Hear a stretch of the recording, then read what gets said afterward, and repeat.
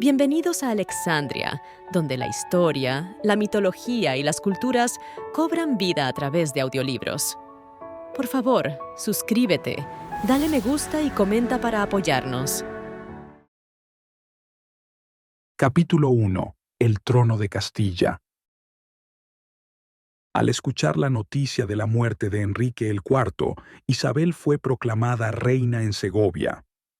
Recorrió las abarrotadas calles de la ciudad montada en su palafrén, guiada por 2 oficiales municipales, mientras la multitud aclamaba su paso hacia la Plaza Mayor. 4 heraldos la precedían, seguidos por Gutiérrez de Cárdenas, quien portaba una espada desenvainada, el símbolo tradicional de la justicia monárquica. En la plaza se había dispuesto una alta plataforma, cubierta con ricos tapices bordados, sobre la cual se elevaba un trono accesible por 3 escalones. Isabel subió los peldaños y tomó su lugar. Entonces, tras el llamado al silencio de un heraldo, otro proclamó en voz alta: «Castilla, Castilla para el rey Fernando y la reina Isabel, su esposa». El clamor fue repetido por la multitud y el estandarte real se alzó entre grandes vítores. Fernando se encontraba en Aragón en ese momento, pero la noticia de la muerte del rey le fue enviada de inmediato. Mientras tanto, Isabel recibió la lealtad y los juramentos de los grandes nobles y caballeros que apoyaban su causa. Entre ellos estaban el almirante de Castilla, el cardenal de España, su hermano, el marqués de Santillana y el resto de la familia Mendoza.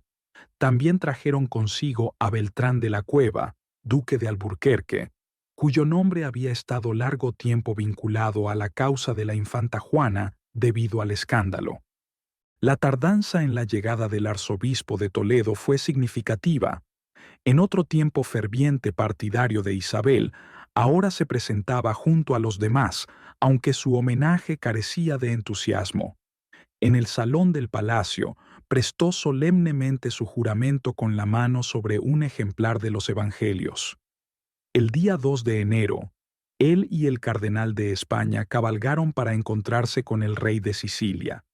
Regresaron con él, flanqueándolo a ambos lados, y atravesaron unas calles tan abarrotadas de gente que no llegaron al palacio hasta después del atardecer. Colmenares, el historiador de Segovia, describió la apariencia de Fernando. Era un joven de 22 años, de estatura mediana, bien proporcionado, con un rostro serio pero atractivo y una tez clara. Su cabello castaño era algo ralo en las sienes, su nariz y boca eran pequeñas, y sus ojos brillantes transmitían una alegría digna. Sus mejillas y labios tenían un color saludable, y su cabeza estaba bien asentada sobre los hombros. Su voz era clara y firme. Se conducía con confianza tanto a caballo como a pie. El pueblo aún no podía juzgar del todo su carácter, pero la diferencia entre él y el indeciso Enrique era evidente. Finalmente, tenían ante sí a un hombre que no vacilaría en sus deberes por vacilación o falta de coraje. El cardenal de España y el arzobispo de Toledo redactaron las provisiones para el gobierno del reino, estableciendo los términos exactos del poder compartido por la pareja real según lo pactado en su acuerdo matrimonial. Todas las cartas y proclamas reales debían ser firmadas por ambos soberanos y los sellos oficiales llevarían las armas combinadas de Castilla y Aragón. La moneda sería acuñada con la efigie de ambos. La administración de justicia se realizaría en conjunto cuando estuvieran juntos y de manera independiente cuando se hallaran separados. Para garantizar la independencia de Castilla, el control del tesoro quedó en manos de Isabel, y los gobernadores de ciudades y fortalezas debían jurar lealtad únicamente a ella. También le correspondía exclusivamente el nombramiento de los oficiales municipales y la designación de candidatos para los cargos eclesiásticos, aunque estos requerían la firma de Fernando. El éxito de este acuerdo dependía en gran medida de la buena voluntad y la habilidad de quienes debían hacer cumplir sus disposiciones. Fernando, aunque aceptó firmarlo, lo hizo con reticencia. Muchos nobles en Segovia, especialmente los de origen aragonés, se mostraban descontentos con que la autoridad de Fernando quedara en cualquier medida subordinada a la de su esposa. Argumentaban que la ley sálica, que prohibía a las mujeres heredar el trono, debía aplicarse en Castilla como se hacía en Francia. Puesto que la casa de Trastámara en Castilla había terminado en línea masculina con la muerte de Enrique el IV, sostenían que la corona debía pasar directamente a la rama aragonesa, en concreto al rey Juan y a su hijo, el rey de Sicilia. Esta sugerencia indignó a los partidarios castellanos de Isabel. Afirmaban que la ley sálica nunca había sido reconocida en Castilla. Por el contrario, señalaban casos anteriores en los que las mujeres habían heredado legítimamente el trono, incluso por encima de herederos varones. A medida que estos debates se intensificaban, la tensión creció.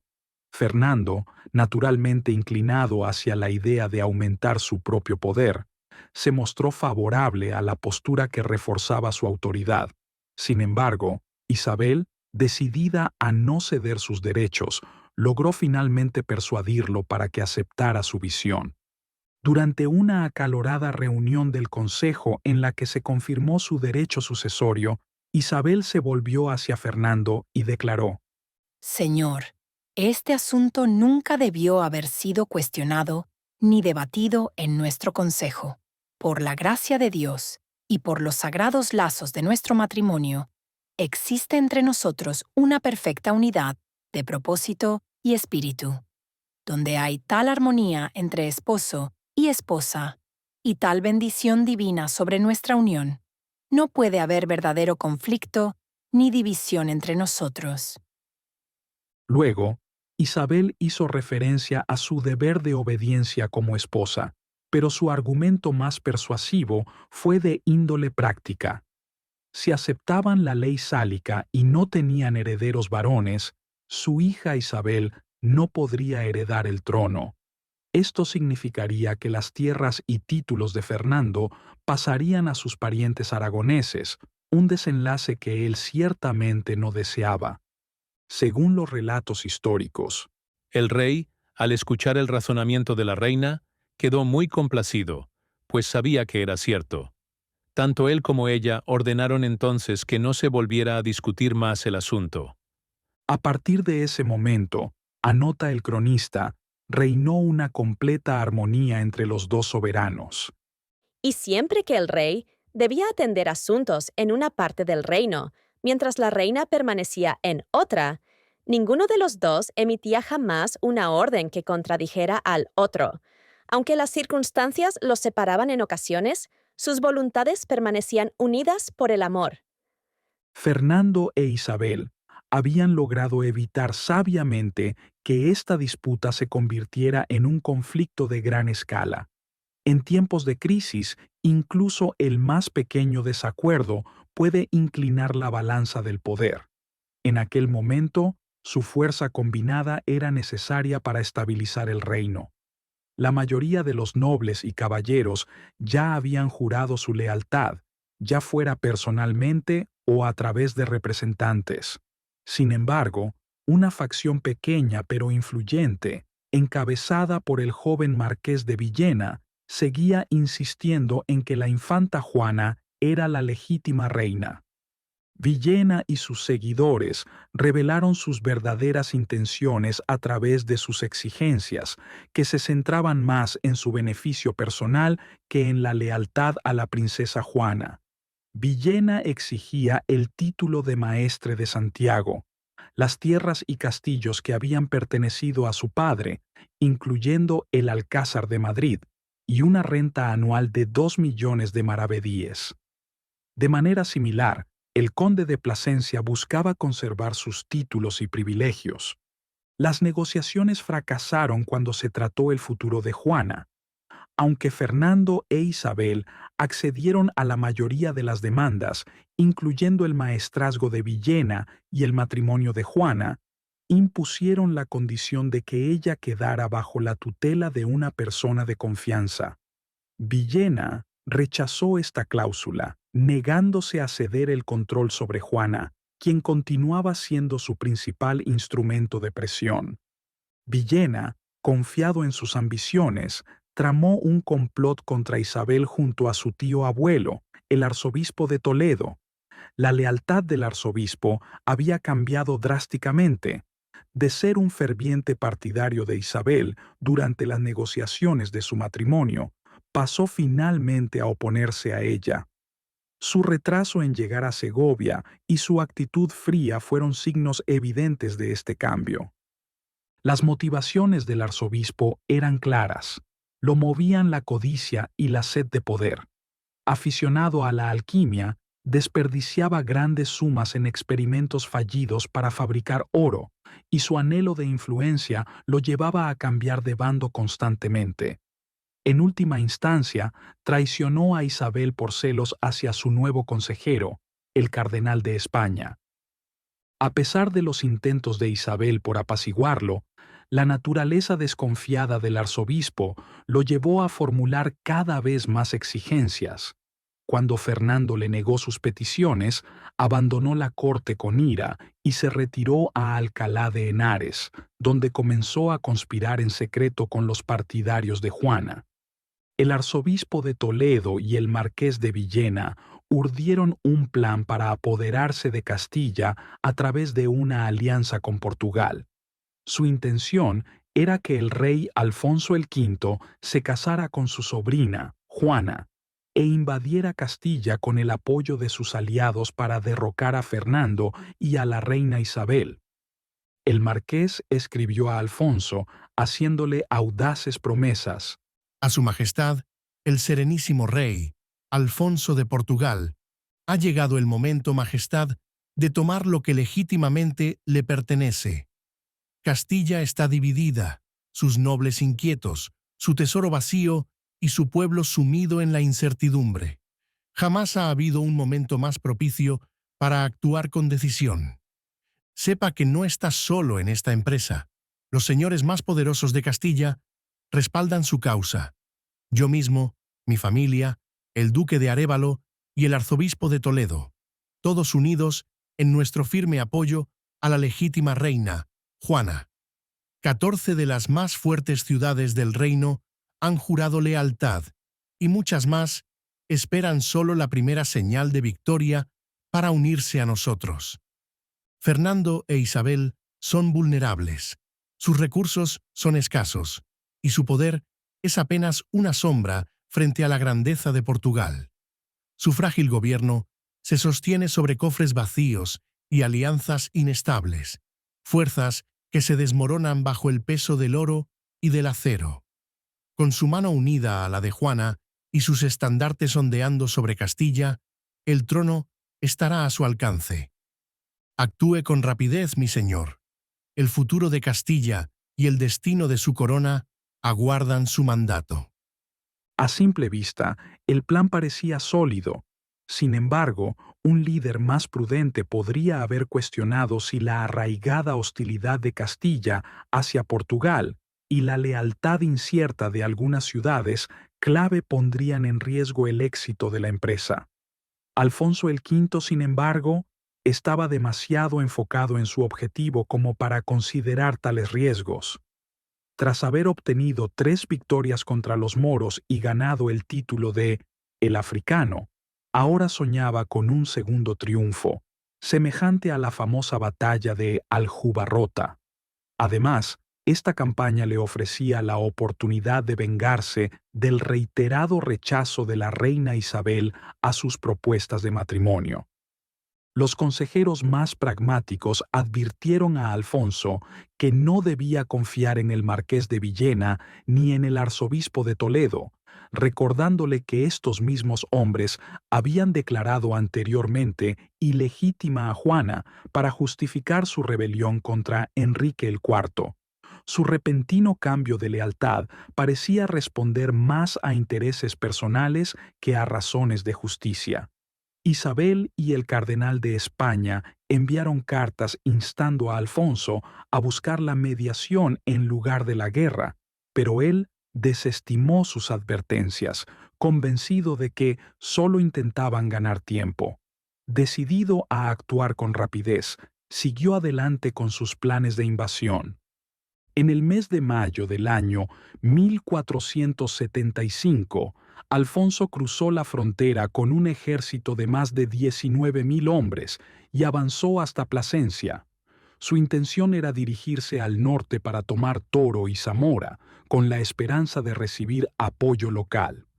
En Plasencia aguardó la llegada del marqués de Villena, del duque de Arévalo y de Juana. Una vez reunidos, celebró su matrimonio con Juana en una gran ceremonia sobre una plataforma elevada en la plaza mayor de la ciudad. La unión no fue reconocida oficialmente hasta obtener la aprobación de Roma, pero un heraldo proclamó de inmediato: «Oíd, oíd, que se sepa en todas las tierras de Castilla. Proclamamos y declaramos como nuestros legítimos y verdaderos soberanos a su majestad, el serenísimo rey Alfonso de Portugal, y a su Alteza la reina Juana, justos y legítimos monarcas de estos nobles reinos de Castilla y León». Desde Plasencia, el ejército portugués marchó hasta Arévalo, donde permaneció 2 meses esperando refuerzos de sus aliados castellanos. Alfonso el V iba acompañado de jóvenes caballeros de su corte, ansiosos por gloria y botín. Excesivamente confiados, repetían las afirmaciones del marqués de Villena, jactándose de que Fernando y la reina Isabel no se atreverían a enfrentarlos y que probablemente ya habían huido a Aragón. Como señaló con ironía el historiador Pulgar, antes de obtener la victoria ya habían repartido el botín. Sin embargo, Fernando e Isabel no tenían intención alguna de retirarse. Aunque no habían buscado la guerra, estaban preparados para luchar. La situación era crítica. Su tesoro estaba casi vacío. El ejército portugués avanzaba, y el rey Luis el XI de Francia, que inicialmente los había apoyado, ahora respaldaba a sus enemigos y se preparaba para invadir desde el norte. Mientras tanto, Villena y sus aliados estaban en abierta rebelión, y el arzobispo de Toledo, resentido, se refugiaba en Alcalá de Henares. Decidida a recuperar al arzobispo, Isabel resolvió visitarlo personalmente, dejando a Fernando en Valladolid para vigilar los movimientos de los portugueses. Muchos en la corte se opusieron, advirtiéndole que su esfuerzo sería inútil y que humillarse ante un súbdito era indigno de su posición. Isabel respondió: No dependo de su lealtad ni temo su traición. Si se tratara de cualquier otro, quizá vacilaría. Pero no podría vivir con el pensamiento de que, de haberle hablado cara a cara, habría logrado apartarlo de este camino equivocado. Acompañada por el recién nombrado duque de Infantado y el condestable de Castilla, emprendió viaje hacia el sur.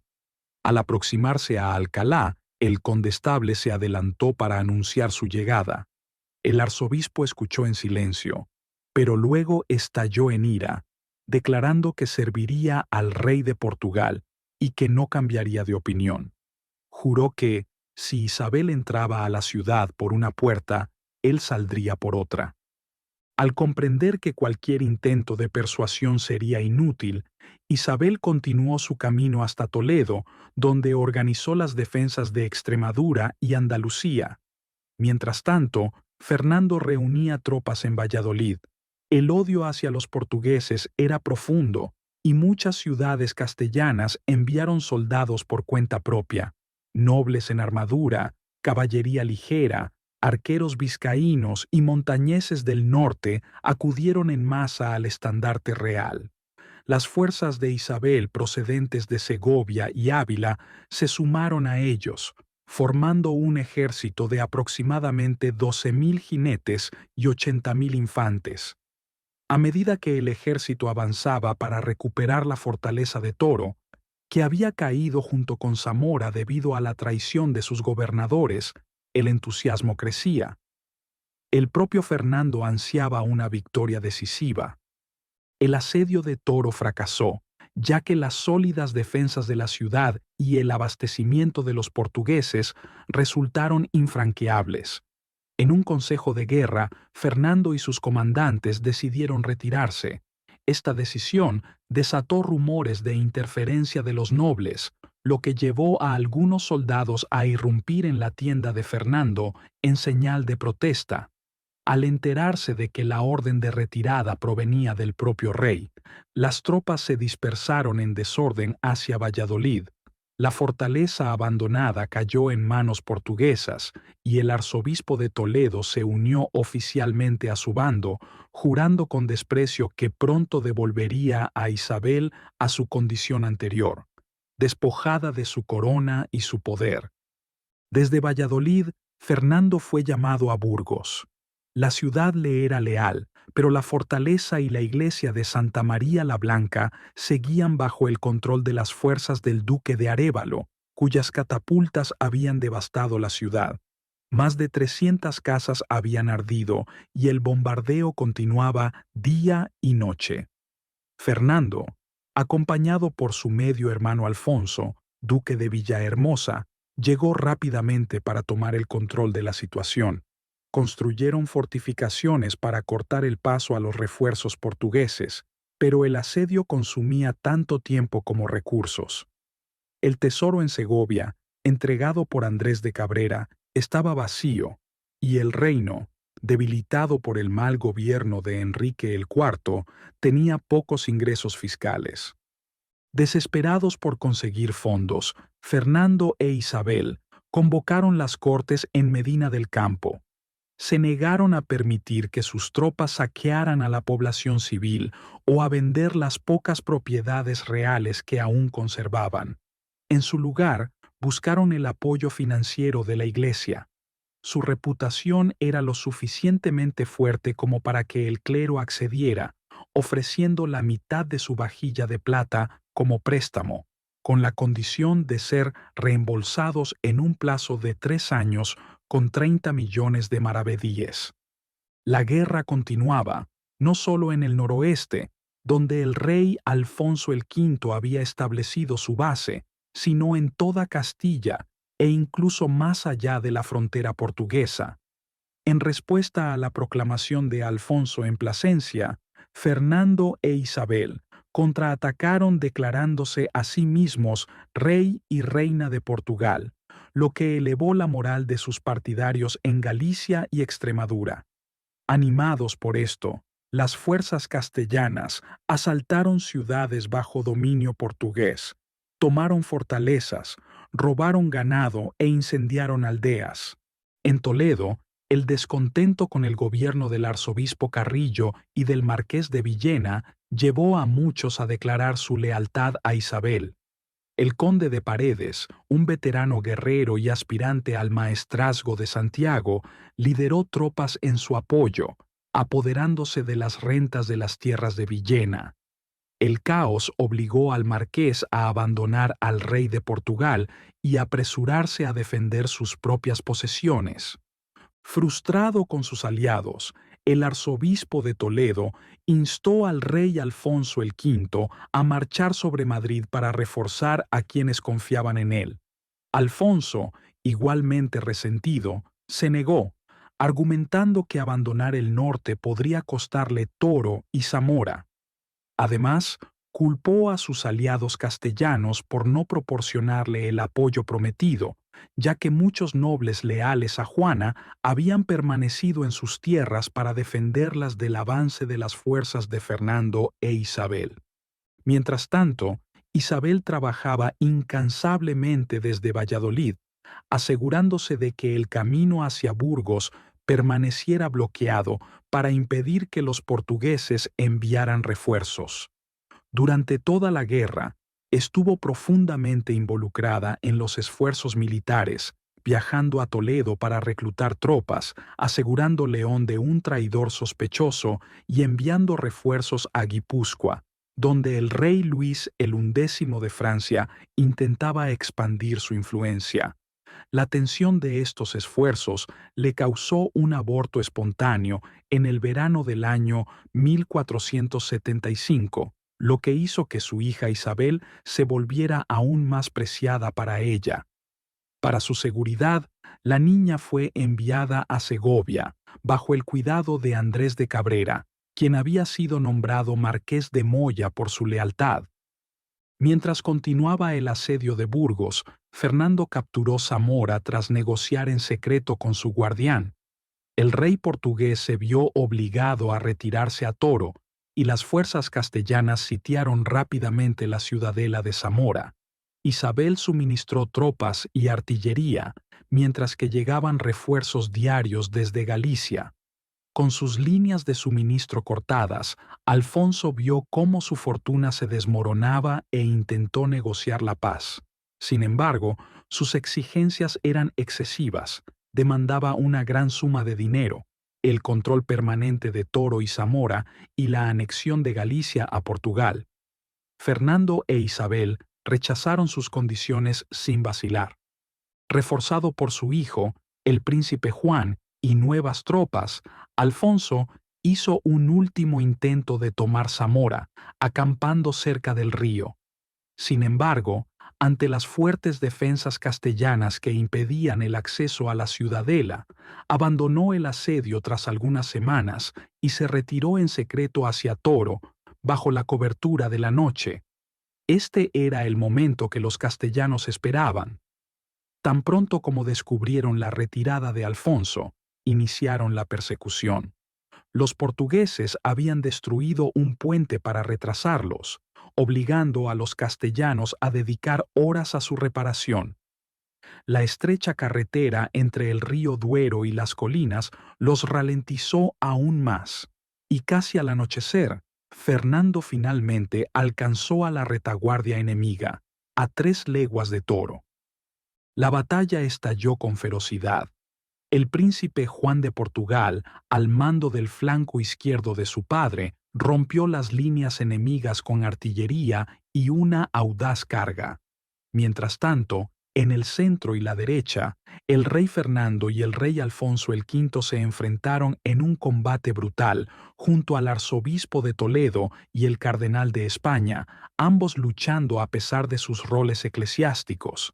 Después de 3 intensas horas de batalla, el ejército portugués se desmoronó y huyó. En medio del caos, el príncipe Juan logró reagrupar a algunos de sus hombres y retirarse hacia Toro. Sin embargo, las puertas de la ciudad permanecieron cerradas. Desde el interior, los defensores preguntaron: ¿Dónde está ahora vuestro rey? Durante los banquetes y las celebraciones, lo protegíais con esmero, resguardándolo en los tiempos de placer y descanso, pero cuando la batalla se volvió feroz y peligrosa, lo habéis abandonado a su suerte. Decidnos, ¿dónde está vuestro gran rey que os condujo a esta guerra? ¿Cómo podéis presentaros ante nosotros sin vuestro soberano, a quien jurasteis proteger? Ni el príncipe Juan ni el arzobispo de Toledo tuvieron respuesta. La desconfianza creció entre los portugueses y sus aliados castellanos, cada uno culpando al otro por la derrota. Al amanecer, mensajeros de Castro Nuño informaron que el rey Alfonso se había refugiado allí, creyendo erróneamente que Toro ya había caído en manos de Fernando. Su desesperación fue breve, pues pronto declaró la batalla como una victoria y envió informes triunfales a Lisboa. Isabel, en Tordesillas en ese momento, celebró el éxito de Fernando con una procesión religiosa hasta la iglesia de San Pablo, donde caminó descalza en señal de gratitud. Posteriormente, Isabel y Fernando conmemoraron el evento con la fundación del majestuoso monasterio de San Juan de los Reyes en Toledo. La batalla de Toro no puso fin inmediato a la guerra, que se prolongó por 3 años más, pero dejó en claro cuál sería el desenlace final. Alfonso, a pesar de proclamarse vencedor, abandonó Toro y regresó a Portugal, furioso con sus aliados castellanos por no cumplir sus promesas. Con la esperanza de obtener refuerzos, viajó a Francia para solicitar ayuda al rey Luis el XI, dejando su reino y a Juana bajo el gobierno de su hijo. Mientras tanto, a medida que los capitanes de Alfonso en Castilla se daban cuenta de que su causa estaba perdida, comenzaron las negociaciones de paz. Las ciudadelas de Burgos y Zamora fueron las primeras en rendirse, seguidas por Toro a comienzos del otoño. El hijo del duque de Arévalo incluso viajó a Tordesillas para pedir el perdón de Isabel en nombre de su padre. Isabel, priorizando la paz sobre la venganza, concedió la petición. A cambio, el duque cedió Arévalo a la corona y aceptó el nuevo título de duque de Plasencia. El marqués de Villena y el arzobispo de Toledo, abandonados por sus aliados, buscaron clemencia, prefiriendo perder parte de sus propiedades antes que arriesgarse a perderlo todo. Sin embargo, su sumisión no era sincera. La brecha entre el arzobispo y la reina Isabel era demasiado profunda para ser reparada, y él se retiró a sus tierras, rumiando su pérdida de poder. Mientras tanto, Fernando, consciente de que la guerra estaba casi ganada, viajó a Aragón para visitar a su padre. El anciano rey, aún lúcido y ambicioso, estaba enfocado en recuperar Rosellón y Cerdaña, además de garantizar que Navarra, gobernada por su nieto Francisco Febo, permaneciera libre de la influencia francesa. Habiendo superado numerosos desafíos, recuperar la vista, someter Barcelona y asegurar la alianza castellana, ahora confiaba en Fernando para continuar su legado. Recibió a su hijo no como a un niño, sino como a un soberano igual. Pronto, Fernando fue llamado a Vizcaya y Guipúzcoa para ayudar a resistir las invasiones francesas, dejando a Isabel al mando de Castilla. En agosto del año 1476, estalló una rebelión en Segovia mientras su gobernador, Andrés de Cabrera, ahora marqués de Moya, estaba ausente. Insatisfechos con sus nombramientos, los rebeldes engañaron a la guarnición para entrar en la ciudadela, capturaron al gobernador adjunto y obligaron al resto de la guarnición a retirarse a una torre con la joven infanta Isabel. Al enterarse del levantamiento, la reina Isabel partió apresuradamente desde Tordesillas para encontrar la ciudad sumida en el caos. Todas las puertas, excepto una, estaban en manos de los rebeldes. Los insurrectos le advirtieron que no entrara por la puerta de San Juan, controlada por sus partidarios, ni que llevara consigo a Beatriz de Bobadilla, esposa del gobernador, ni al conde de Benavente, pues su presencia enfurecería aún más a la multitud. La respuesta de Isabel fue firme. Decida a estos caballeros y ciudadanos de Segovia que soy la reina de Castilla y que esta ciudad me pertenece. No necesito leyes ni condiciones para entrar en lo que ya es mío. Acompañada por el conde de Benavente y el cardenal de España, la reina Isabel atravesó la puerta de San Juan y entró en el alcázar, seguida por una multitud enfurecida que exigía la destitución de Andrés de Cabrera. Preocupado por su seguridad, el cardenal le instó a cerrar las puertas, pero ella se negó. En su lugar, subió las escaleras que daban al patio y ordenó abrir las puertas. Cuando la turba irrumpió en el recinto, sus gritos se fueron apagando al verla. Entonces, la reina Isabel preguntó: Mis leales vasallos y ciudadanos de Segovia, decidme qué inquieta vuestros corazones y vuestras mentes. Me presento ante vosotros como vuestra reina, y es tanto mi deber sagrado como mi más profundo deseo velar por el bienestar y la prosperidad de mi pueblo. Hablad libremente, pues vuestras preocupaciones son mías también. Un portavoz suplicó la destitución de Cabrera. La reina Isabel respondió: Lo que deseáis, lo deseo yo también. Confiaré la ciudadela a uno de mis servidores, que será leal a mí y honorable con vosotros. Luego, ordenó que se retomara el control de las torres y murallas, tanto de los partidarios de Cabrera como de los rebeldes. Con ello, la revuelta llegó a su fin. Una vez restablecida la paz, Isabel investigó los hechos, castigó a los oficiales corruptos, pero restituyó a Cabrera en su cargo, pues se comprobó que su conducta había sido justa. Cuando Fernando regresó de Vizcaya, los soberanos pasaron poco tiempo juntos antes de separarse nuevamente. Él permaneció en el norte para ocuparse de los asuntos aragoneses y franceses, mientras que ella viajó al sur, a Extremadura y Andalucía. Aunque algunas fortalezas aún ondeaban la bandera portuguesa y ciertos nobles rebeldes se resistían a su gobierno, la guerra civil estaba prácticamente terminada. Las grandes ciudades del sur, otrora asoladas por luchas faccionales, se estaban transformando en centros de orden y justicia bajo el gobierno de Isabel. En Sevilla, donde las rivalidades habían provocado años de derramamiento de sangre, Isabel estableció su sede. Allí, el día 30 de junio del año 1478, dio a luz al tan esperado heredero, el príncipe Juan de Asturias. A diferencia de su hermana, nacida en tiempos de incertidumbre, él llegó a un mundo en el que el poder de sus padres estaba firmemente consolidado, no solo en España, sino en toda Europa. Mientras tanto, el rey Alfonso V de Portugal, tras su fracaso en la guerra, buscó la ayuda del rey Luis XI de Francia. Fue recibido en Orleans con grandes celebraciones, desfiles y música. Sin embargo, cuando llegó a Tours y se reunió con Luis, sus esperanzas se desvanecieron rápidamente. El rey Luis declaró: Ya he manifestado mi descontento, invadiendo Vizcaya y Guipúzcoa. Por ahora, estoy ocupado con mi guerra contra Carlos de Borgoña. Una vez que eso se resuelva, consideraré planes más amplios. Sería prudente que la reclamación de Juana fuera reconocida por el Papa. Alfonso, sin poder ejercer presión sobre Luis, no tuvo más opción que esperar.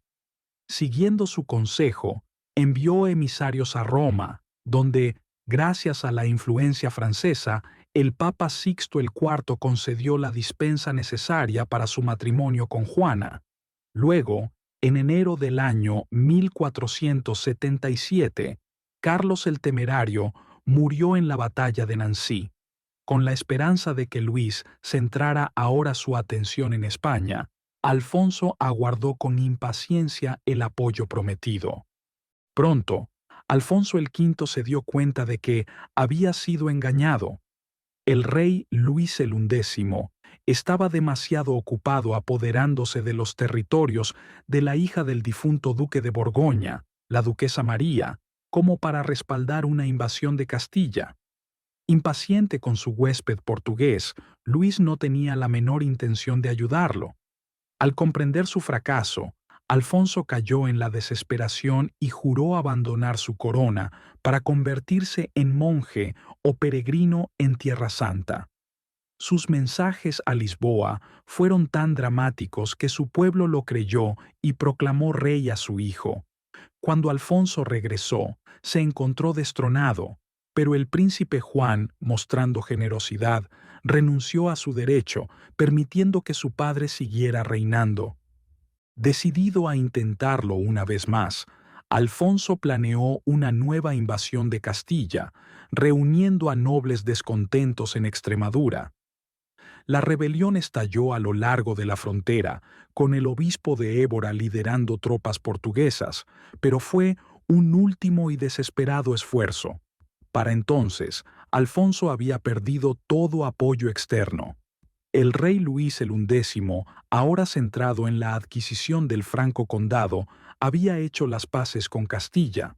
El Papa Sixto IV, bajo la presión de Castilla, Aragón y Nápoles, revocó la dispensa matrimonial de Juana. Mientras tanto, en enero del año 1479, Fernando sucedió pacíficamente a su padre como rey de Aragón. Al enfrentarse a la realidad, Alfonso accedió a negociar la paz, lo que llevó al Tratado de Lisboa, firmado el día 24 de septiembre del año 1479. Ambas partes renunciaron a sus títulos disputados. Alfonso juró no casarse nunca con Juana, y Fernando e Isabel perdonaron a sus súbditos rebeldes. A Juana se le dieron 3 opciones. Podía casarse con el príncipe de Asturias, 16 años menor que ella, cuando alcanzara la mayoría de edad, ingresar en el convento de Santa Clara o abandonar Portugal para siempre. Se le concedieron 6 meses para decidir. Después de una vida de manipulación política, Juana optó por refugiarse en un convento.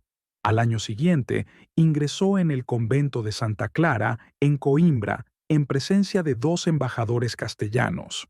Uno de ellos, el confesor de Isabel, Fray Fernando de Talavera, le ofreció una última oportunidad para casarse con el príncipe de Asturias, pero también le aseguró que había tomado la mejor decisión. Talavera le dijo: Ningún verdadero amigo ni consejero honesto intentaría jamás disuadiros del sagrado y noble camino que habéis elegido. La vida de contemplación y devoción ofrece una paz que el mundo de la política jamás podrá proporcionar. Juana, con una determinación serena en su voz, respondió: Mi decisión nace de lo más profundo de mi corazón, tomada libre y voluntariamente, sin buscar recompensas terrenales ni beneficios temporales. Elijo este camino por mi propia voluntad. Con estas firmes palabras, se alejó del turbulento escenario de la intriga política y la ambición real, desapareciendo en la pacífica oscuridad de la vida conventual, al menos por el momento. Hola, si te ha gustado nuestro audiolibro, no olvides suscribirte al canal. Necesito tu apoyo para seguir trayéndote más audiolibros. Gracias de antemano por tu apoyo. Capítulo 2. La ley de la reina. A pesar de haber salido victoriosos en la guerra contra Portugal, Isabel y Fernando enfrentaban desafíos continuos, especialmente en lo que respectaba a la difícil situación financiera del reino. El historiador Lucio Marineo describió cómo los criminales actuaban con total impunidad, llegando incluso a utilizar fortalezas reales como bases para sus incursiones. Hernando de Pulgar escribió en el año 1473 que Andalucía estaba dominada por familias en guerra entre sí, mientras que Murcia había estado tan aislada que no se había llevado a cabo ningún trámite oficial en más de 5 años. Ante el colapso de la justicia, la gente comenzó a tomarse la ley por su propia mano. Se formaron grupos armados conocidos como la Santa Hermandad para proteger sus distritos y castigar a los criminales. La idea no era nueva. Hermandades de este tipo habían existido desde finales del siglo XIII, aunque nunca habían perdurado. Comerciantes y habitantes de las ciudades, quienes financiaban estas agrupaciones en busca de protección, solían perder el interés una vez que las amenazas inmediatas desaparecían. El rey Enrique IV había respaldado su reaparición, prefiriendo que ellas se encargaran de la justicia en lugar de agotar los recursos del tesoro real. Cuando se formó una hermandad en Tordesillas, Enrique proclamó con fervor: Esto es obra de Dios, y es maravilloso ante nuestros ojos. Marchad con vuestros estandartes. Que 10 conquisten a 100, que 100 sean como 1000, y que 1000 derroten a todos los que se les opongan. Porque si no actuáis, Castilla caerá. Sin embargo, a pesar de sus palabras, las hermandades no lograron controlar el caos. Los esfuerzos locales fracasaron y, a medida que la invasión extranjera agravaba los conflictos internos, el sistema de justicia colapsó por completo. Reconociendo la necesidad de restaurar el orden de manera centralizada, Isabel y Fernando aprobaron un plan en las Cortes de Madrigal en el año 1476 para establecer una santa hermandad unificada en Castilla, León y Asturias. 2 meses después, su estructura quedó definida en Dueñas. Aunque algunos se opusieron al plan, argumentando que los costos superaban los beneficios, la iniciativa siguió adelante. La hermandad recibió un mandato de 3 años, con un cuerpo permanente de 2.000 jinetes y soldados adicionales listos para perseguir a los criminales. Alfonso, duque de Villahermosa y medio hermano de Fernando, fue nombrado comandante, con capitanes locales encargados de dar la alarma cuando se cometía un crimen. Este momento marcó un punto de inflexión. El orden y la justicia pasarían a ser aplicados bajo la autoridad de la corona. La Santa Hermandad recibió plenos poderes para actuar en casos de delitos violentos, como robos, asaltos y asesinatos. Si un criminal huía al campo o resistía el arresto, el capitán local reunía una fuerza para perseguirlo. Oficiales de distritos vecinos se sumaban a la persecución, asegurando que ningún fugitivo escapara a la justicia. Una vez capturado, el acusado era llevado al lugar del crimen para un juicio rápido. Las penas eran severas. Un robo menor podía castigarse con la amputación de un pie para evitar reincidencias, mientras que la mayoría de los delitos se castigaban con la pena de muerte. Se llamaba a un sacerdote para dar la extremaunción, tras lo cual el condenado era atado a un árbol y ejecutado por arqueros. La hermandad creía que las ejecuciones rápidas aseguraban un tránsito más seguro para el alma. Aunque brutal, este sistema era visto como necesario para frenar la ola de violencia que azotaba el reino. Para prevenir abusos, se permitían apelaciones ante un tribunal central, supervisado por un consejo de diputados de cada provincia y presidido por el obispo de Cartagena. En casos extremos, las apelaciones podían llegar directamente a los soberanos. La fuerza se financiaba con un impuesto de 1.800 maravedíes por cada 100 hogares, utilizado para equipar y mantener a un oficial montado. Aunque esta carga suponía un peso adicional para una población ya empobrecida, se consideró un sacrificio aceptable a cambio de la paz y la estabilidad. Un historiador moderno escribió más tarde: Ninguna reforma de Fernando e Isabel fue tan eficaz para restaurar el orden. Ninguna hizo más por centralizar el poder. Los nobles pronto se dieron cuenta de que la Santa Hermandad no era solo un instrumento para la aplicación de la ley, sino una amenaza a su independencia. Por primera vez, oficiales armados tenían derecho a entrar en castillos y ciudades amuralladas, poniendo fin al poder incontrolado de los señores locales. En Corbeñas, prelados y nobles se reunieron para protestar contra lo que consideraban una fuerza policial ilegal. Sin embargo, el pueblo no tuvo ninguna simpatía por ellos. Aunque los costos de la hermandad eran impopulares, los campesinos y comerciantes pagaban gustosamente por la seguridad que les ofrecía. Pulgar dejó constancia de la reacción popular. Los ciudadanos, los artesanos y todos los pobres que anhelaban la paz se regocijaron. Dieron gracias a Dios, creyendo que había mostrado su misericordia a estos reinos a través de la justicia del rey y la reina.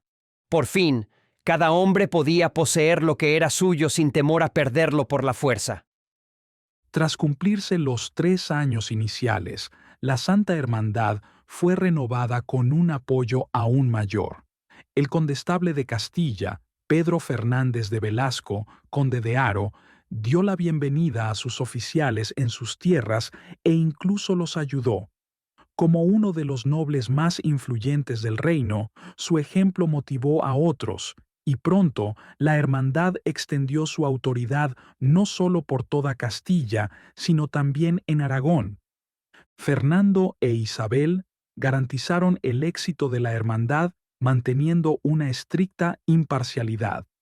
no la utilizaron para resolver venganzas personales ni para enriquecer la corona.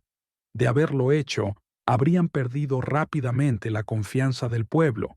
Isabel, aunque hábil en la diplomacia y el engaño cuando era necesario, tenía un profundo sentido del deber real. Creía que un monarca debía ser fuente de ley y justicia. Rechazando la idea de disolver la hermandad una vez superada la crisis, Isabel también se negó a permitir que se convirtiera en un instrumento de opresión. En el año 1483, ella y Fernando ordenaron una investigación sobre su funcionamiento, castigando tanto a criminales como a oficiales corruptos que hubieran abusado de su poder. Esto contrastaba marcadamente con el reinado de Enrique IV, quien había vendido cargos públicos a sus favoritos corruptos, permitiendo que liberaran criminales a cambio de sobornos. A diferencia de su predecesor, Isabel basó sus nombramientos en el mérito. Aquellos que habían luchado por ella en la guerra civil se sorprendieron al ver rechazadas sus solicitudes de cargos oficiales. En su lugar, la reina prometió recompensarlos de otras maneras, entendiendo que la lealtad en el campo de batalla no siempre se traducía en capacidad administrativa.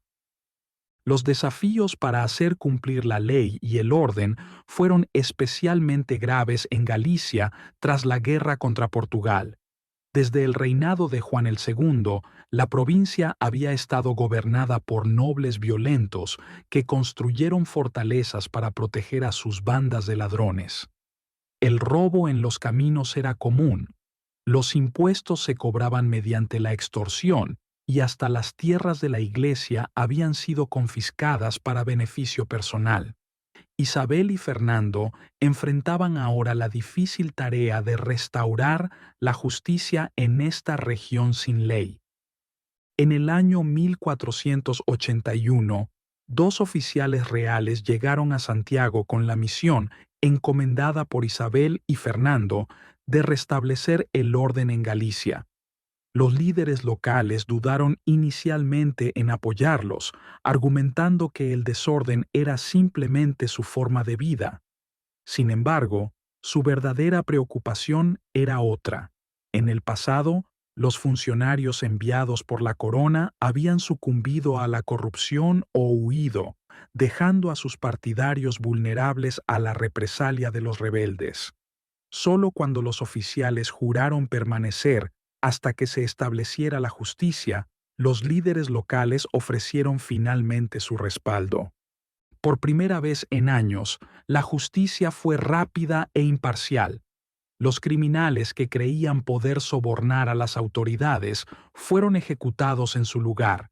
En apenas 3 meses, más de 1.500 ladrones fueron expulsados y muchos de sus líderes fueron ajusticiados. El compromiso de Isabel con la justicia sirvió de ejemplo.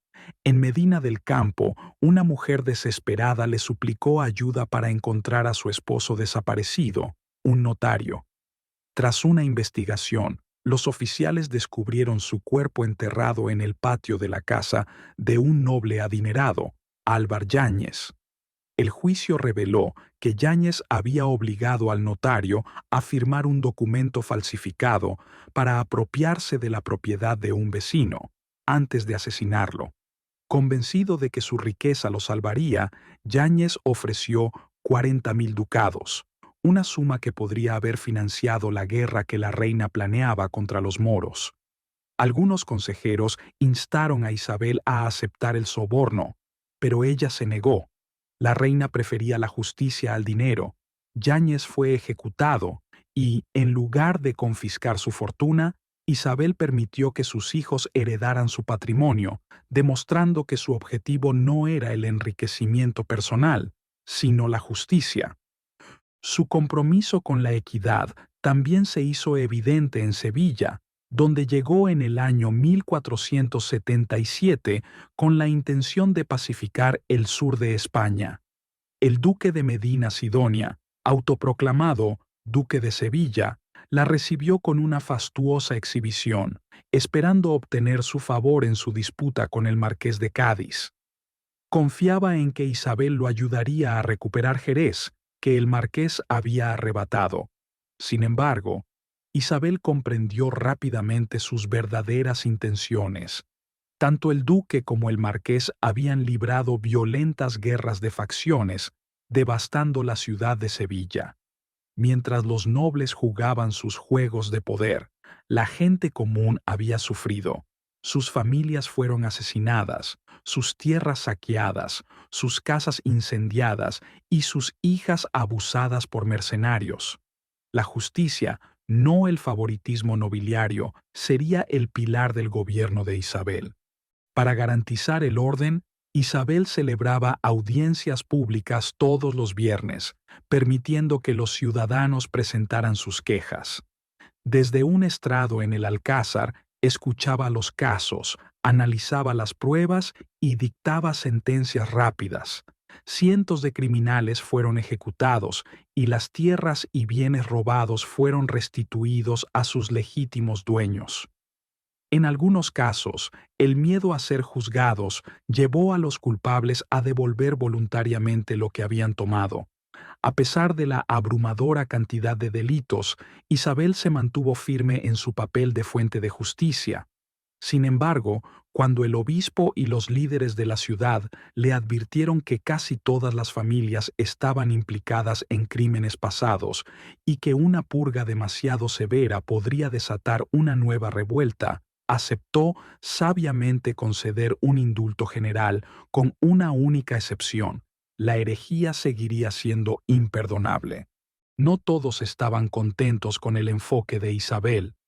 El duque de Medina Sidonia intentó volverla en contra de su rival, el marqués de Cádiz, acusándolo de apoyar en secreto a los portugueses. Insistió en que solo la fuerza podría lidiar con un traidor de tal calibre. Sin embargo, el marqués llegó inesperadamente a Sevilla con solo unos pocos acompañantes y solicitó una audiencia privada. Hablando con franqueza, una cualidad que Isabel valoraba, negó cualquier conexión con Villena, más allá de estar casado con su hermana. Explicó que solo había luchado en defensa propia cuando el duque lo atacó y que no tenía relación alguna con los asuntos de Portugal. Para probar su lealtad, ofreció entregar Jerez y todas sus fortalezas a los oficiales de la reina. Su confianza en la imparcialidad de la nueva monarquía era evidente. La reputación de Isabel como soberana justa había hecho que incluso nobles poderosos como el duque de Medina Sidonia actuaran con cautela. Aceptó sus sumisiones sin ceremonias, pero se aseguró de que no continuaran con su disputa. Ninguno de los dos podía entrar en Sevilla sin su permiso, aunque ella y Fernando prometieron mediar en su conflicto cuando el tiempo lo permitiera, aunque eventos posteriores harían innecesaria dicha mediación. La justicia impuesta en Sevilla y Galicia se replicó en todo el reino, revelando las deficiencias de la antigua estructura de gobierno. La reforma y la reconstrucción avanzaban de la mano. Así como la Santa Hermandad había sido reorganizada en las Cortes de Madrigal y Dueñas, las Cortes de Toledo, en el año 1480, introdujeron importantes cambios legales y administrativos. Uno de los cambios más significativos fue la creciente presencia de juristas profesionales en el gobierno. Tradicionalmente, los monarcas castellanos habían confiado en la aristocracia para su consejo. Fernando e Isabel no desafiaron abiertamente a la nobleza, pero comprendieron que un gobierno eficiente requería funcionarios capacitados. El nuevo Consejo Real pasó a incluir un obispo, 3 caballeros y entre 8 y 9 juristas, reemplazando a los nobles que carecían de formación legal. Aunque los grandes señores aún eran recibidos con respeto, su papel en el gobierno se fue reduciendo progresivamente. A medida que la administración se volvió más estructurada, aquellos que no estaban dispuestos o capacitados para servir fueron apartados, dejando espacio para un sistema de gobierno más profesional y eficaz. El Consejo Real, al que Fernando e Isabel llamaban nuestro consejo, había sido durante mucho tiempo el principal instrumento de su gobierno. Se encargaba de la administración, la justicia y los asuntos exteriores, absorbiendo con frecuencia las funciones de otros tribunales. Para responder a las preocupaciones de los diputados, los soberanos limitaron su poder y establecieron cortes separadas. En el año 1485 se creó un tribunal de la Cancillería en Valladolid para Castilla del Norte, mientras que otro se estableció en Ciudad Real, aunque más tarde fue trasladado a Granada. A pesar de estas reformas, el Consejo Real siguió siendo la autoridad suprema, especialmente a través de su Consejo de Justicia. Esta rama, dirigida por el rey y la reina o por un presidente designado por ellos, se convirtió en la instancia legal más poderosa, incluso por encima de los tribunales regionales. Otros consejos manejaban asuntos exteriores, finanzas, la Santa Hermandad y los temas relativos a Aragón. Para garantizar que las leyes se aplicaran correctamente, Isabel y Fernando enviaron inspectores reales a recorrer el reino. Su labor consistía en investigar la corrupción, supervisar a los gobernadores locales y asegurarse de que los funcionarios reales cumplieran con su deber de manera justa. Entre sus responsabilidades también estaba vigilar la aplicación de las políticas antijudías y garantizar que los oficiales designados por la corona sirvieran tanto a los intereses reales como a los de las comunidades locales. Este sistema burocrático dependía en gran medida de la monarquía. Los juristas, formados en los principios justinianos del poder absoluto, reforzaban la autoridad real.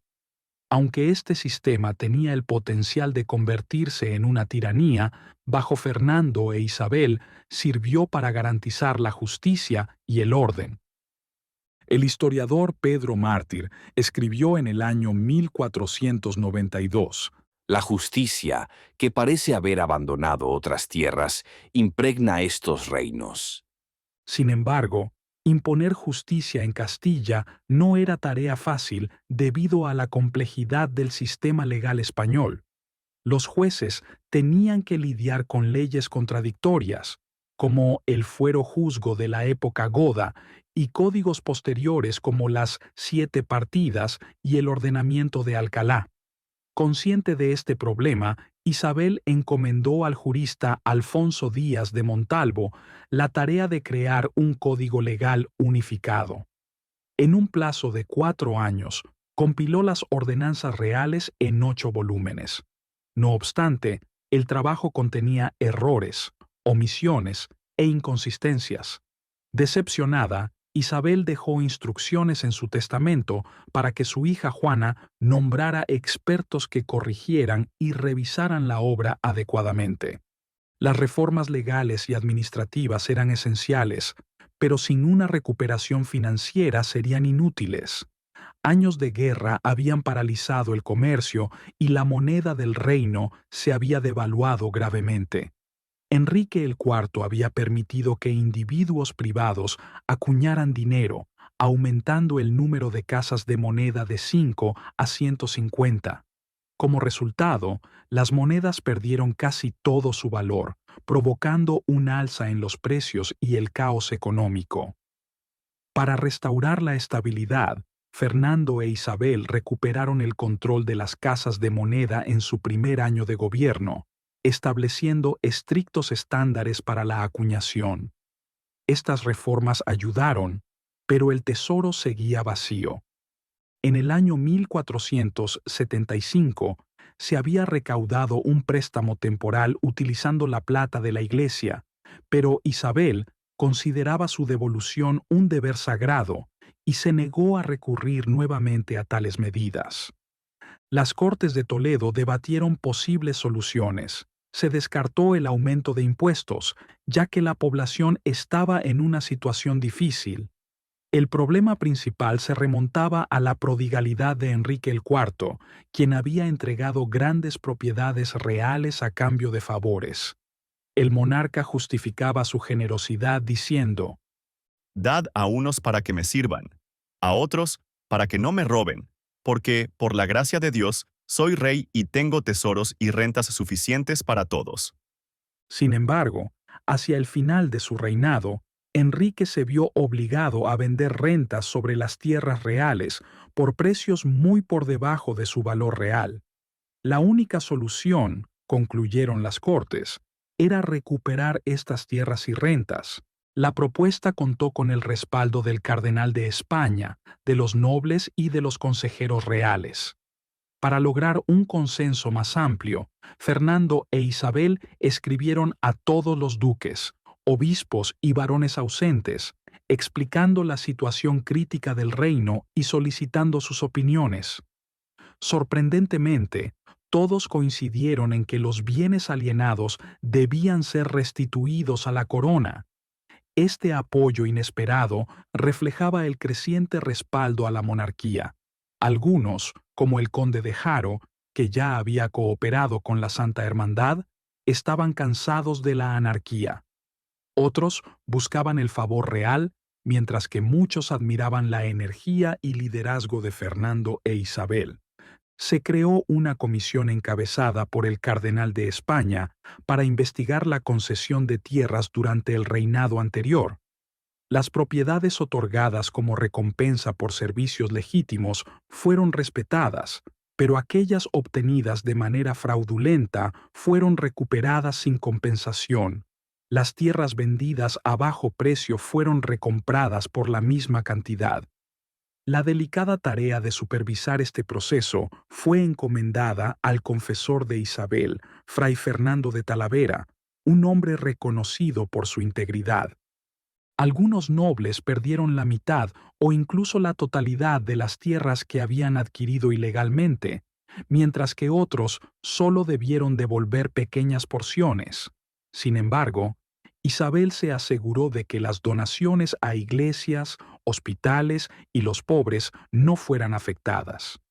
El tesoro recuperó 30 millones de maravedíes y Beltrán de la Cueva, duque de Alburquerque, devolvió más de 1 millón. Aunque algunos nobles quedaron descontentos, aceptaron las pérdidas al reconocer que esas tierras habían pertenecido originalmente a la corona. A pesar de esto, la nobleza siguió siendo extremadamente rica, como se demostraría más tarde en la guerra contra los moros. Fernando e Isabel continuaron recompensando a sus seguidores leales, como el marqués de Moya, y mantuvieron ciertos privilegios nobiliarios, como la exención de impuestos. Sin embargo, el poder creciente de la monarquía era evidente. Se implementaron reformas sociales que prohibieron incluso a los duques más poderosos mostrar la corona real en sus escudos de armas o utilizar frases como «es mi voluntad», símbolos de un poder aristocrático sin restricciones. La era en la que un rey era simplemente el primero entre iguales había llegado a su fin. Uno de los mayores obstáculos para la autoridad real eran las poderosas órdenes militares, que operaban como estados independientes.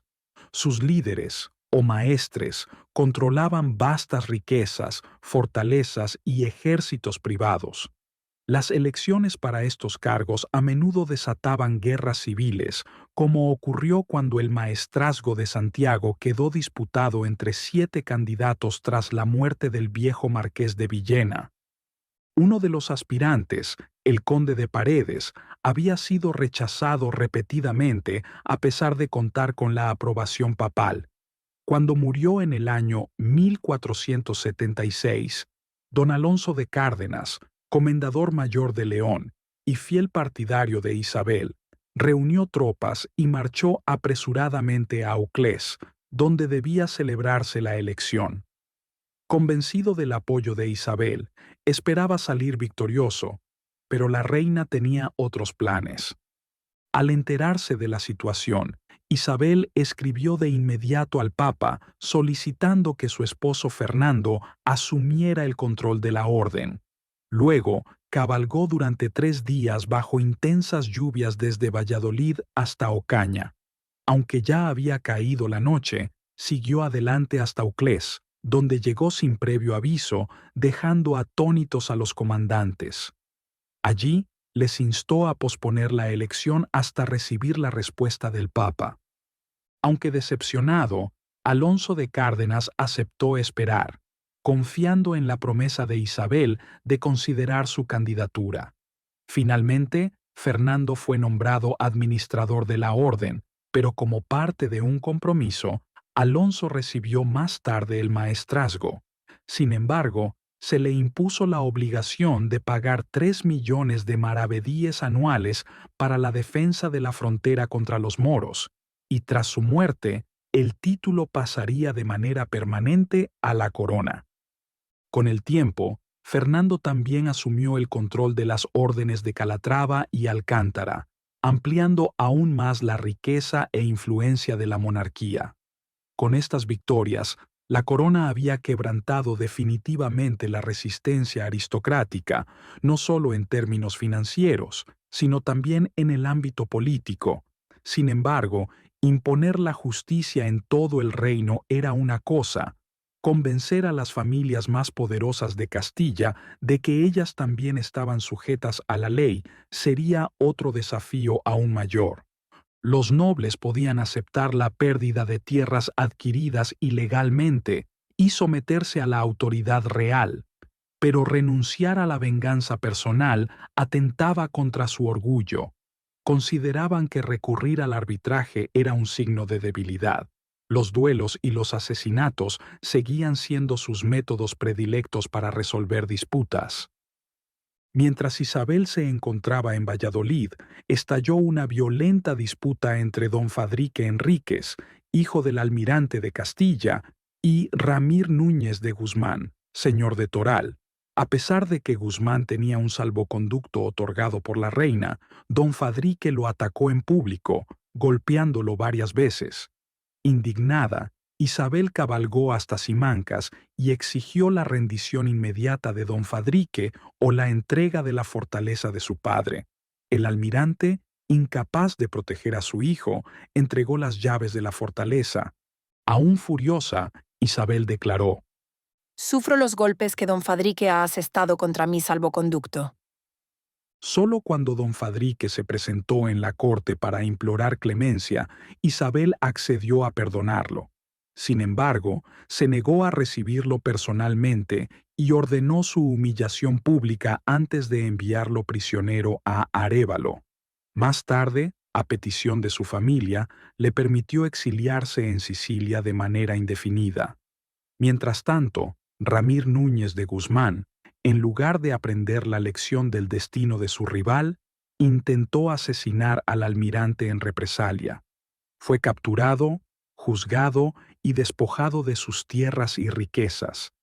Esta justicia severa pero imparcial infundió miedo entre los nobles, pero la dureza por sí sola no bastaba. La nobleza castellana, forjada en la guerra, no podía esperarse que abrazara la paz de la noche a la mañana. Necesitaban un propósito, un nuevo escenario en el que canalizar su energía, y pronto Isabel y Fernando se lo proporcionarían. En las Cortes de Toledo del año 1480, los soberanos entregaron el estandarte al nuevo maestre de Santiago, diciéndole: Maestre, que Dios os conceda fortuna contra los moros, enemigos de nuestra santa fe católica. Poco más de un año después, esos estandartes ondearían en el campo de batalla, mientras la nobleza de España dejaba atrás sus conflictos privados para luchar por su reina y su fe. Capítulo 3. La guerra por Granada. Comienza. Castilla, tierra de guerreros, recibió con entusiasmo la perspectiva de una guerra contra Granada. A diferencia de otras naciones agotadas por el conflicto, los castellanos veían la justicia, el orden y la recuperación financiera solo como pasos previos a su deber supremo, una cruzada heredada de sus antepasados. Incluso el débil rey Enrique, carente de fervor y estrategia, había dirigido 3 incursiones en territorio musulmán, aunque éstas no fueron más que saqueos de aldeas. La incapacidad de Enrique para actuar con decisión enfureció a muchos, especialmente porque la guerra había sido financiada con una bula papal de indulgencia que recaudó más de 100 millones de maravedíes. Sin embargo, la mayor parte de ese dinero nunca llegó al campo de batalla. En su lugar, Enrique se rodeó de una guardia personal de moros y escandalizó a su corte adoptando costumbres musulmanas. Mientras tanto, algunos nobles de Murcia y Andalucía, acosados por disputas internas, buscaron refugio en la corte del sultán de Granada. Granada, que en su apogeo había dominado casi toda la península, se había reducido a menos de 200 leguas, pero seguía siendo próspera y fértil. Sus valles estaban llenos de cultivos, sus montañas rebosaban de minerales y sus ciudades eran famosas por su seda y su artesanía. Puertos como Vélez, Málaga y Almería la conectaban con el norte de África, asegurando un suministro constante de bienes y refuerzos. A finales del siglo XV, Granada contaba con una población de entre 3 y 4 millones de habitantes y podía desplegar 8.000 jinetes y 25.000 soldados de infantería. Sus guerreros, tanto árabes como bereberes, eran combatientes feroces. Sus arqueros superaban a los ballesteros castellanos y su caballería ligera, experta en la guerra en terrenos montañosos, representaba una seria amenaza para los caballeros cristianos con armaduras pesadas. Los comandantes cristianos eran conscientes de estos peligros, pero el pacífico sultán Ismail, que prefería pagar tributo en lugar de aprovechar la debilidad de Enrique, había hecho que la nueva generación castellana subestimara a su enemigo. En el año 1476, el sultán Ismail murió, y su sucesor, Muley Abul Hasen, se negó a pagar el tributo anual de 20.000 doblas de oro. Cuando los embajadores de Fernando e Isabel protestaron, respondió con desafío: Id y decid a vuestros soberanos que los reyes de Granada que solían pagar tributo han muerto. En mi reino no se acuña moneda alguna salvo alfanjes y lanzas de hierro. Desde Sevilla, Fernando e Isabel recibieron con indignación el mensaje desafiante de Muley Abul Hasen. Fernando juró: arrancaré las semillas de esta Granada una por una. Sin embargo, ocupados con la guerra en Portugal y la restauración del orden en Andalucía, aceptaron una tregua temporal, conscientes de que la guerra era inevitable. Fue Muley Abul Hasen quien atacó primero. En el año 1481 lideró un asalto nocturno contra la fortaleza de Sahara, cuya guarnición cristiana, confiada en su supuesta inexpugnabilidad, había relajado la vigilancia. Aprovechando los fuertes vientos y la lluvia, los moros escalaron las murallas y tomaron la ciudad por sorpresa. Sus habitantes, despertados en medio del caos, se enfrentaron a la muerte o al cautiverio. Washington Irving, en La conquista de Granada, escribió: a los aterrorizados habitantes les pareció que los demonios del aire habían descendido sobre las alas del viento. Al amanecer, los habitantes de Sahara, ahora prisioneros, fueron llevados encadenados a Granada. Pero en lugar de celebraciones, la ciudad se llenó de temor. Un derviche errante advirtió: ¡ay de Granada! Su caída está cerca. Sahara no es más que un presagio de su destino. La noticia de la caída de Sahara enfureció a Fernando e Isabel, quienes se encontraban en Medina del Campo. La exigencia de venganza fue inmediata. Don Rodrigo Ponce de León, marqués de Cádiz, vio una oportunidad. A través de don Diego de Merlo, gobernador de Sevilla, supo que Alhama, un punto clave de suministros para los moros, estaba vulnerable. Reuniendo un contingente de tropas, partió en secreto bajo la cobertura de la noche.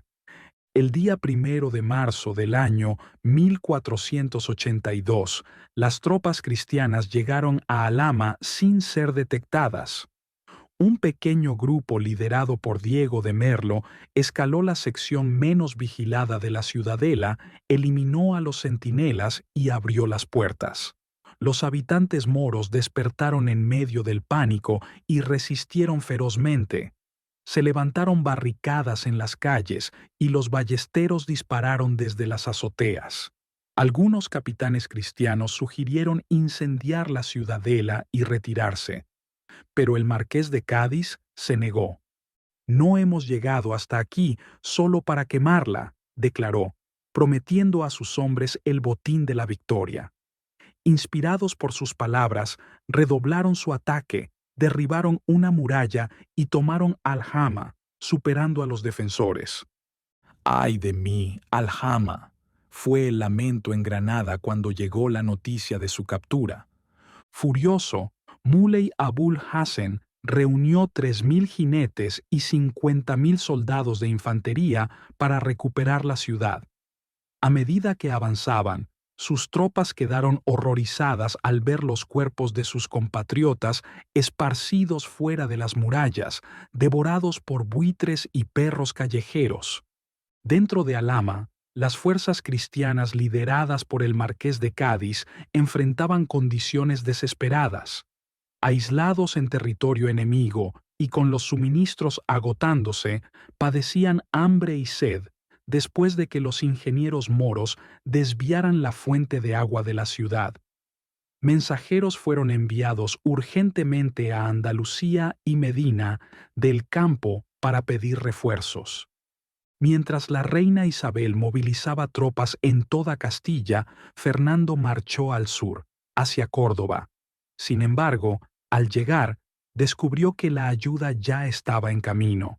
Sorprendentemente, era el duque de Medina Sidonia, el viejo rival del marqués de Cádiz, quien lideraba la expedición de rescate. El duque, conmovido por la súplica desesperada de la esposa del marqués, dejó de lado su enemistad y marchó a Alhama.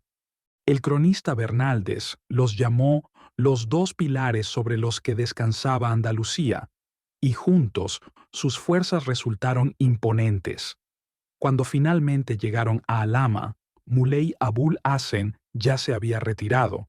En un momento cargado de emoción, los antiguos enemigos se estrecharon las manos y juraron amistad eterna mientras sus tropas los vitoreaban. Pero la guerra estaba lejos de terminar. Poco después de que el duque y el marqués partieran, Muley Abul Hassen lanzó un nuevo asalto feroz sobre Alhama. Sus guerreros escalaron las murallas desde todos los flancos, abrumando a los defensores. Aunque los cristianos lograron repeler el ataque, estaban agotados y sabían que no podrían resistir mucho tiempo sin refuerzos. Muchos en el Consejo Real abogaron por abandonar y quemar Alhama, considerándola demasiado costosa de mantener, pero Isabel, quien ya había llegado a Córdoba, rechazó categóricamente la idea. «Toda guerra tiene sus grandes costos», declaró. Puesto que ella y el rey estaban decididos a conquistar Granada a cualquier precio, abandonar la primera ciudad capturada habría parecido un acto de cobardía. Entonces, Fernando, acompañado por el cardenal de España y todo su ejército, reforzó Alhama y la dotó de todas las defensas necesarias. No sería la última vez que Isabel inspiraría al desmoralizado ejército cristiano con una renovada determinación. Mientras tanto, Muley Abul Hassen enfrentaba no solo una invasión extranjera, sino también una grave crisis interna. Gran parte de su inestabilidad provenía de la composición diversa de la población mora. Los orgullosos árabes, convencidos de su superioridad racial e intelectual, nunca se habían integrado completamente con sus aliados bereberes ni con los muladíes españoles, conversos al Islam cuyas raíces los desconectaban tanto de los cristianos como de los musulmanes de linaje árabe. solo su fe compartida en un solo Dios y Mahoma como su profeta mantenía unida a esta sociedad dividida, pero la desconfianza mutua fomentaba constantes conspiraciones y rebeliones. Muley Hassan, astuto, rápido y despiadado, podría haber manejado estas tensiones raciales si no hubieran sido agravadas por las intrigas del harén. Su debilidad por los placeres le resultó fatal. En sus últimos años, el sultán se obsesionó con una esclava cristiana conocida como Soraya o Luz de la Mañana, elevándola al rango de esposa favorita. Ambiciosa y despiadada, Soraya se alió con el emir Qasim Benegas para eliminar a sus rivales, incluida la noble Aisha, la antigua favorita del sultán y madre de su hijo, Boabdil. Soraya intentó asegurar la sucesión de sus propios hijos tramando la muerte de Boabdil, pero Aisha, tras la caída de Alama, vio la oportunidad de actuar. Cuando Muley Hassan regresó a Granada, descubrió la conspiración y encarceló a Aisha y a su hijo en la Alhambra. Sin embargo, Aisha, determinada a salvar a Boabdil, utilizó pañuelos anudados para descolgarlo desde una ventana, donde sus seguidores lo esperaban en la orilla del Darro. Boabdil huyó a Guadix, en las montañas, y pronto alzó el estandarte de la rebelión. Un día, cuando Muley Hassan regresaba de los jardines fuera de la ciudad, encontró las puertas cerradas. El pueblo, cansado de su gobierno, había proclamado a Boabdil como su nuevo rey. Obligado a huir, el destronado sultán reunió a sus aliados, incluido Qasim Benegas y su formidable hermano, Abdallah el Zagal, cuyo nombre significaba el audaz. Sediento de venganza, Muley Hassan lanzó un brutal ataque nocturno contra Granada. Sus tropas irrumpieron en la Alhambra y masacraron a civiles en las calles, pero, a pesar de su feroz asalto, la ciudad se mantuvo leal a Boabdil. Muley Hassan y su hermano apenas lograron escapar, refugiándose en Málaga y dividiendo el reino en un momento crítico.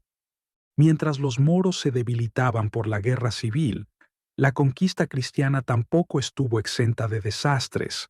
Tras las primeras victorias en Alhama, una serie de derrotas pusieron en peligro la campaña, causadas por la imprudencia y el exceso de confianza de los comandantes castellanos. Fernando, aunque más tarde sería conocido por su prudencia, aún poseía la audacia de la juventud. Frustrado cuando el duque de Medina Sidonia rescató a Alhama antes de que él pudiera actuar, esperaba impaciente la llegada de refuerzos. Cuando finalmente llegaron, guerreros de Vizcaya, Galicia y Castilla, lanzó inmediatamente una invasión. En junio del año 1482, Fernando cruzó a territorio moro, mientras Isabel enviaba una flota para bloquear refuerzos desde África. Su primer objetivo era Loja, una fortaleza clave que controlaba el acceso a las fértiles tierras de Granada. Rodeada de montañas y conocida como la flor entre las espinas, su captura era crucial para asegurar Alhama. Sin embargo, el camino hacia la victoria no sería fácil. Ansioso por conquistar Loja, el ejército cristiano avanzó imprudentemente por los pasos montañosos. En su apresuramiento, Fernando acampó en una posición desfavorable, dejando a su caballería y artillería en desventaja. A pesar de las advertencias del marqués de Cádiz y del duque de Villahermosa, una emboscada liderada por Aliatar, gobernador de Loja, sumió el campamento en el caos. Una retirada desordenada salvó al rey, pero costó muchas vidas, incluida la del maestre de Calatrava. Humillado, Fernando se retiró a Córdoba y dejó la defensa de la frontera en manos de sus capitanes. Decididos a redimirse, los cristianos lanzaron una nueva ofensiva en febrero del año 1483. Alonso de Cárdenas, maestre de Santiago, creyó que atravesar las montañas cerca de la Axarquía les llevaría a una llanura rica y desprotegida en las cercanías de Málaga. El marqués de Cádiz advirtió que la información provenía de desertores moros poco fiables, pero la promesa de riquezas se impuso sobre la prudencia. Desde Antequera, una fuerza de más de 3.000 jinetes y 1.000 soldados de infantería partió, liderada por algunos de los guerreros más célebres de Castilla: Alonso de Cárdenas, el marqués de Cádiz, el conde de Cifuentes y don Alonso de Aguilar, hermano mayor del legendario Gonzalo de Córdoba. Tras ellos, siguieron mercaderes y oportunistas ansiosos por lucrarse con la guerra. El primer día de marcha reveló el engaño.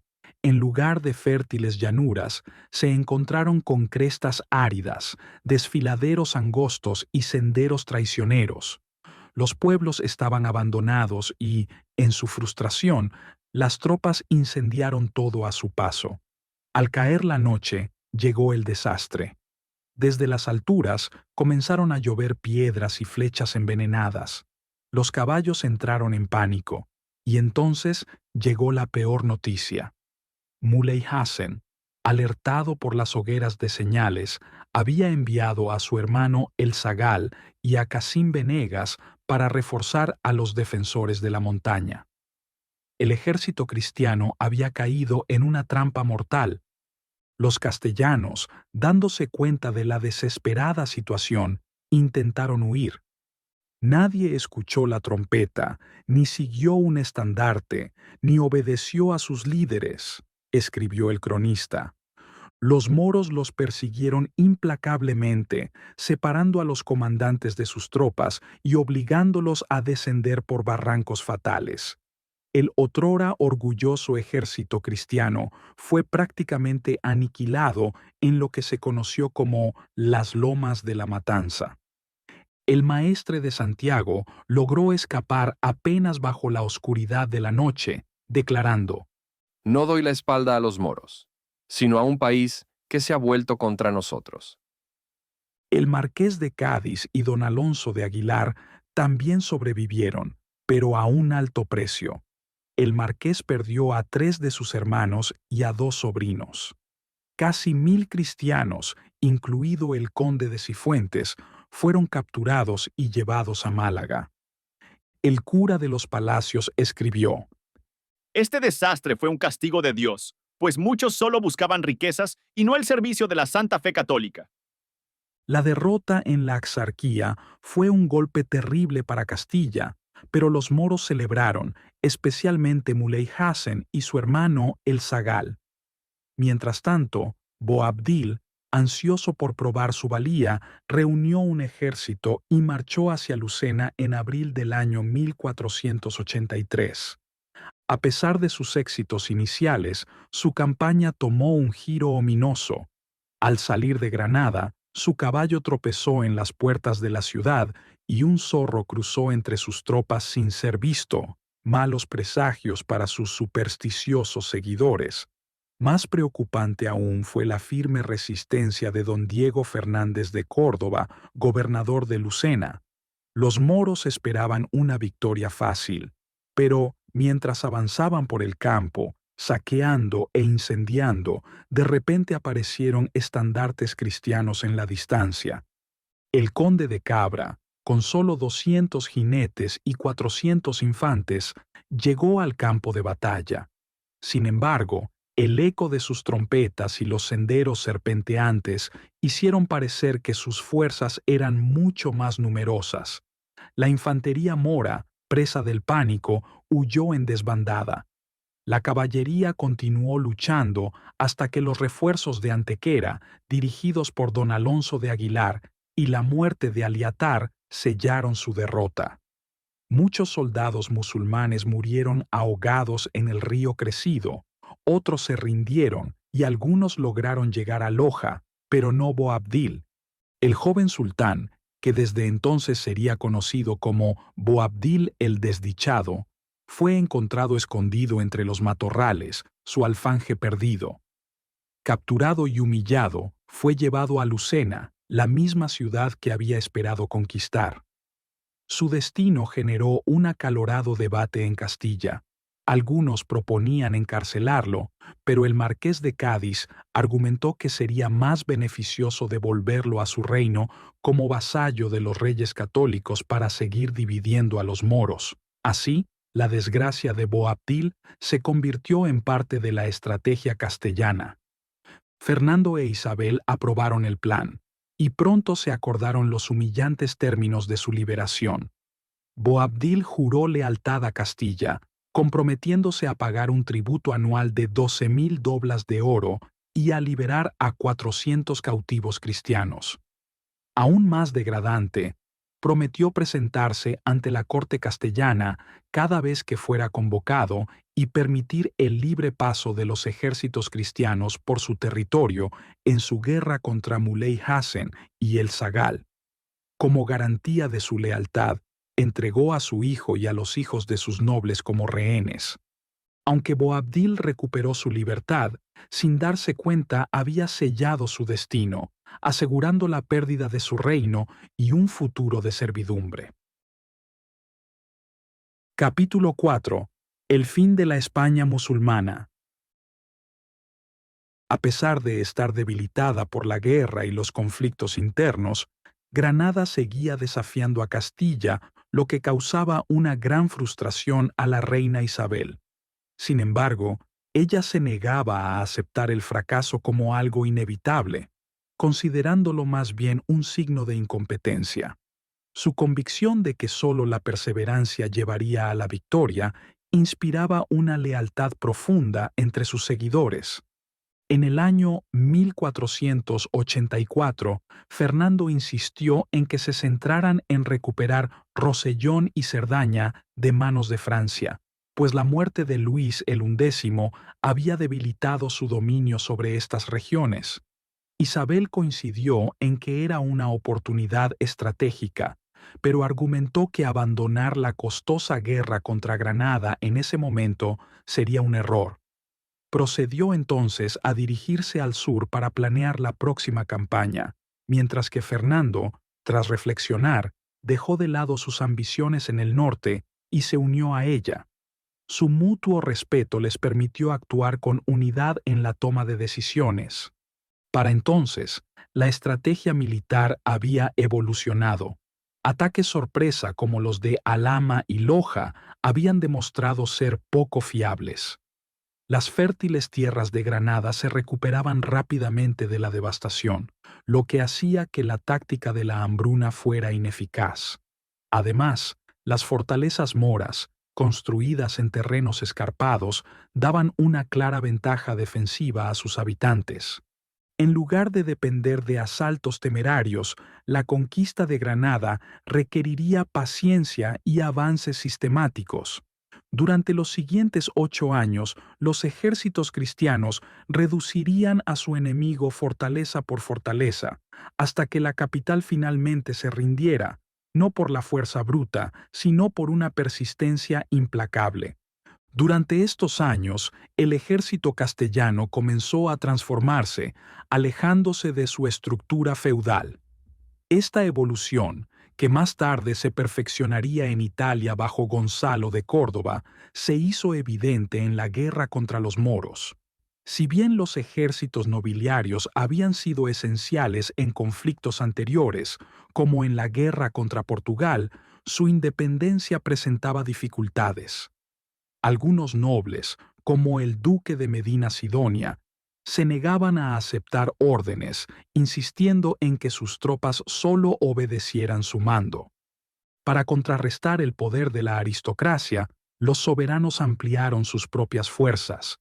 Destacamentos permanentes fueron enviados a Galicia para hacer cumplir la justicia real, mientras que las bandas armadas de la Santa Hermandad fueron movilizadas para la guerra. A los criminales se les ofreció la posibilidad de redención si se unían a la cruzada contra Granada, aunque bajo una disciplina estricta que evitara que volvieran a sus antiguos hábitos delictivos. Fernando mantenía un ejército personal de 3.000 hombres, compuesto por vasallos de sus tierras, una escolta de caballeros y una guardia de 1.000 jinetes. A medida que la guerra se intensificaba, se incorporaron mercenarios extranjeros, especialmente infantería suiza, célebre por su disciplina y su capacidad de lucha contra la caballería. Estos soldados influirían más tarde en la formación del ejército español bajo Gonzalo de Ayora. La artillería adquirió un papel cada vez más crucial, y la reina Isabel mostró un interés especial en su desarrollo. Consciente de que la guerra de asedio determinaría el desenlace de la conquista, reclutó expertos de Alemania y Flandes, nombrando a Francisco Ramírez, más tarde conocido como el artillero, para liderar los avances en este campo. Esta modernización resultaría decisiva en la caída de Granada. Durante las campañas contra los moros, el uso de la artillería se volvió fundamental. Bajo el reinado de Juan el II, Castilla había dependido de 5 lombardas, pero en el año 1486, en el segundo asedio de Loja, ya se empleaban 20, y 11 más bombardearon Málaga. Estas pesadas armas, hechas de barras de hierro unidas por anillos, eran rudimentarias en comparación con la artillería moderna, pero revolucionaron la guerra. El ejército de Isabel llegó a disparar hasta 140 proyectiles por día, una hazaña sin precedentes en la guerra europea. Sin embargo, el escarpado terreno de Granada presentaba un desafío mayor. Los moros se burlaban de la idea de que tales armas pudieran transportarse a través de desfiladeros y caminos rocosos para atacar sus fortalezas en las montañas.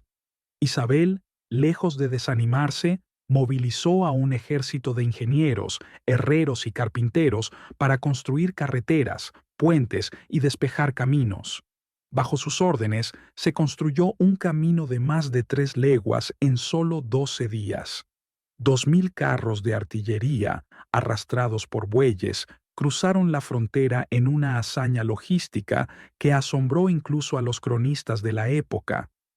La reina Isabel proclamó: Bienvenidos sean los mejores ingenieros del reino, los más hábiles artesanos y los trabajadores más decididos. Os llamo a lograr lo que otros consideran imposible. Si necesitáis un milagro, no podéis, como el resto, simplemente esperar a que Dios os lo conceda.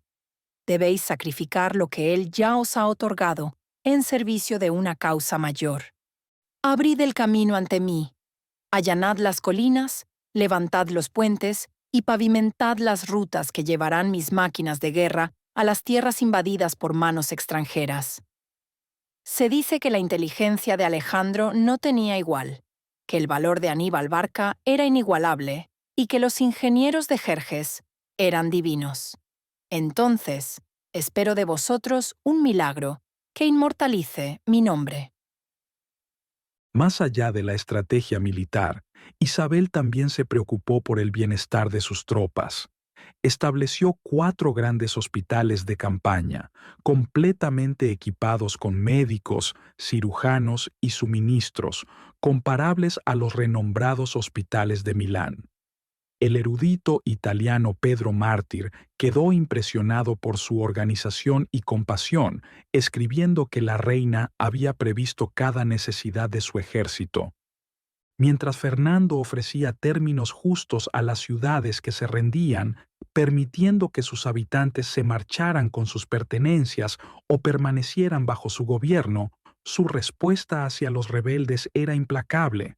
Ciudades como Benemaques fueron arrasadas, más de 100 hombres fueron ejecutados, sus familias esclavizadas y la ciudad incendiada. La estrategia de guerra de Isabel y Fernando combinó innovación militar, logística eficiente y una determinación implacable, moldeando la fase final de la conquista de Granada. El ejército cristiano adoptó una estrategia de desgaste, lanzando invasiones durante todo el año para debilitar las defensas de Granada. 30.000 recolectores de forraje se desplegaron a lo largo de las tierras moras, incendiando cultivos, huertos y molinos para reducir a la población por hambre y obligarlos a la rendición. Esta destrucción lenta pero metódica, respaldada por todos los recursos de Castilla y Aragón, aseguró la victoria final. Mientras tanto, Granada seguía debilitándose por sus conflictos internos. La liberación de Boabdil reavivó la guerra civil. Su padre, Muley Hassen, logró recuperar el control de Granada, mientras que Boabdil tomó la Alcazaba, pero fracasó en su intento de expulsar a su padre de la Alhambra. Un acuerdo temporal otorgó a Muley Hassen el dominio sobre la ciudad, mientras que Boabdil se retiró a Almería. Sin iniciativa para recuperar su posición, permaneció inactivo hasta que un intento fallido de capturarlo lo obligó a huir a Córdoba, donde los reyes católicos le concedieron asilo, tratándolo como un mero peón sin poder. Muley Hassen también enfrentaba sus propios problemas. En el año 1483, su ejército, compuesto en gran parte por feroces bereberes de las montañas de Ronda, sufrió una desastrosa derrota en Lopera. Las fuerzas cristianas, que incluían milicias andaluzas y destacamentos de la Santa Hermandad, los aplastaron. Muchos generales moros fueron capturados o muertos, y Hamed el Segri, uno de sus comandantes más temidos, apenas logró escapar. Los reyes católicos celebraron con grandes procesiones en Vitoria, y poco después, numerosas fortalezas moras cayeron en manos cristianas. Una de las victorias más simbólicas fue la recuperación de Sahara, cuya caída había iniciado la guerra. Su liberador, el marqués de Cádiz, recibió el título de Duque de Sahara, aunque prefirió conservar su antiguo nombre, presentándose como Marqués Duque de Cádiz. El clímax de la campaña llegó en mayo del año 1485 con la toma de Ronda, una ciudad-fortaleza considerada inexpugnable. Situada en la cima de un acantilado de 600 pies de altura, sus murallas parecían fundirse con las rocas que la rodeaban. Sin embargo, ni siquiera esta formidable fortaleza pudo resistir el avance implacable de los cristianos. Tras su derrota en Lopera, Hamed el Segri debilitó las defensas de Ronda al dividir su guarnición, enviando tropas a Loja y liderando un ataque en Medina Sidonia. Fernando y sus generales aprovecharon esta oportunidad, simulando un ataque en Loja mientras trasladaban en secreto su artillería hacia Ronda. Bajo un intenso bombardeo, las murallas pronto se derrumbaron, permitiendo que los caballeros castellanos irrumpieran por las brechas. Cuando un caballero plantó su estandarte sobre la mezquita principal, el destino de la ciudad quedó sellado.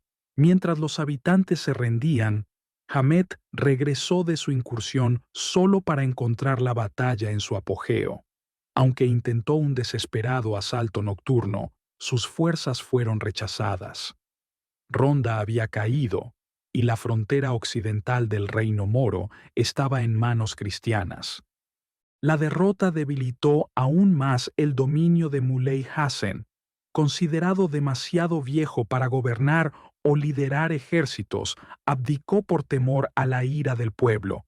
Su hermano, Abdalá el Zagal, tomó el poder y en su camino hacia Granada logró una sorpresiva victoria contra los caballeros de la Orden de Calatrava, aumentando su prestigio.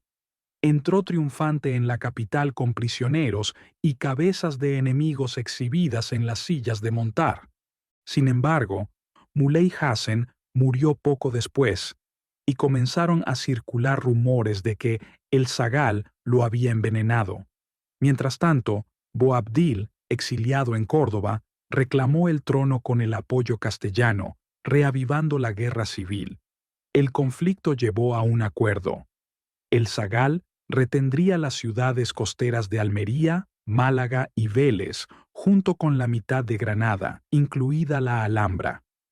Boabdil gobernaría la Alcazaba y los territorios del norte fronterizos con Andalucía. Esta división solo profundizó la inestabilidad del reino, favoreciendo los intereses de los cristianos. Boabdil, satisfecho de haber recuperado parte de su reino, pidió a Fernando e Isabel que respetaran su territorio, pero los reyes católicos se negaron.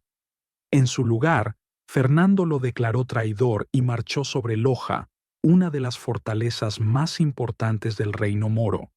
Boabdil intentó defender la ciudad, pero a pesar de su valentía y la de su general Hamed el-Segri, ambos resultaron heridos.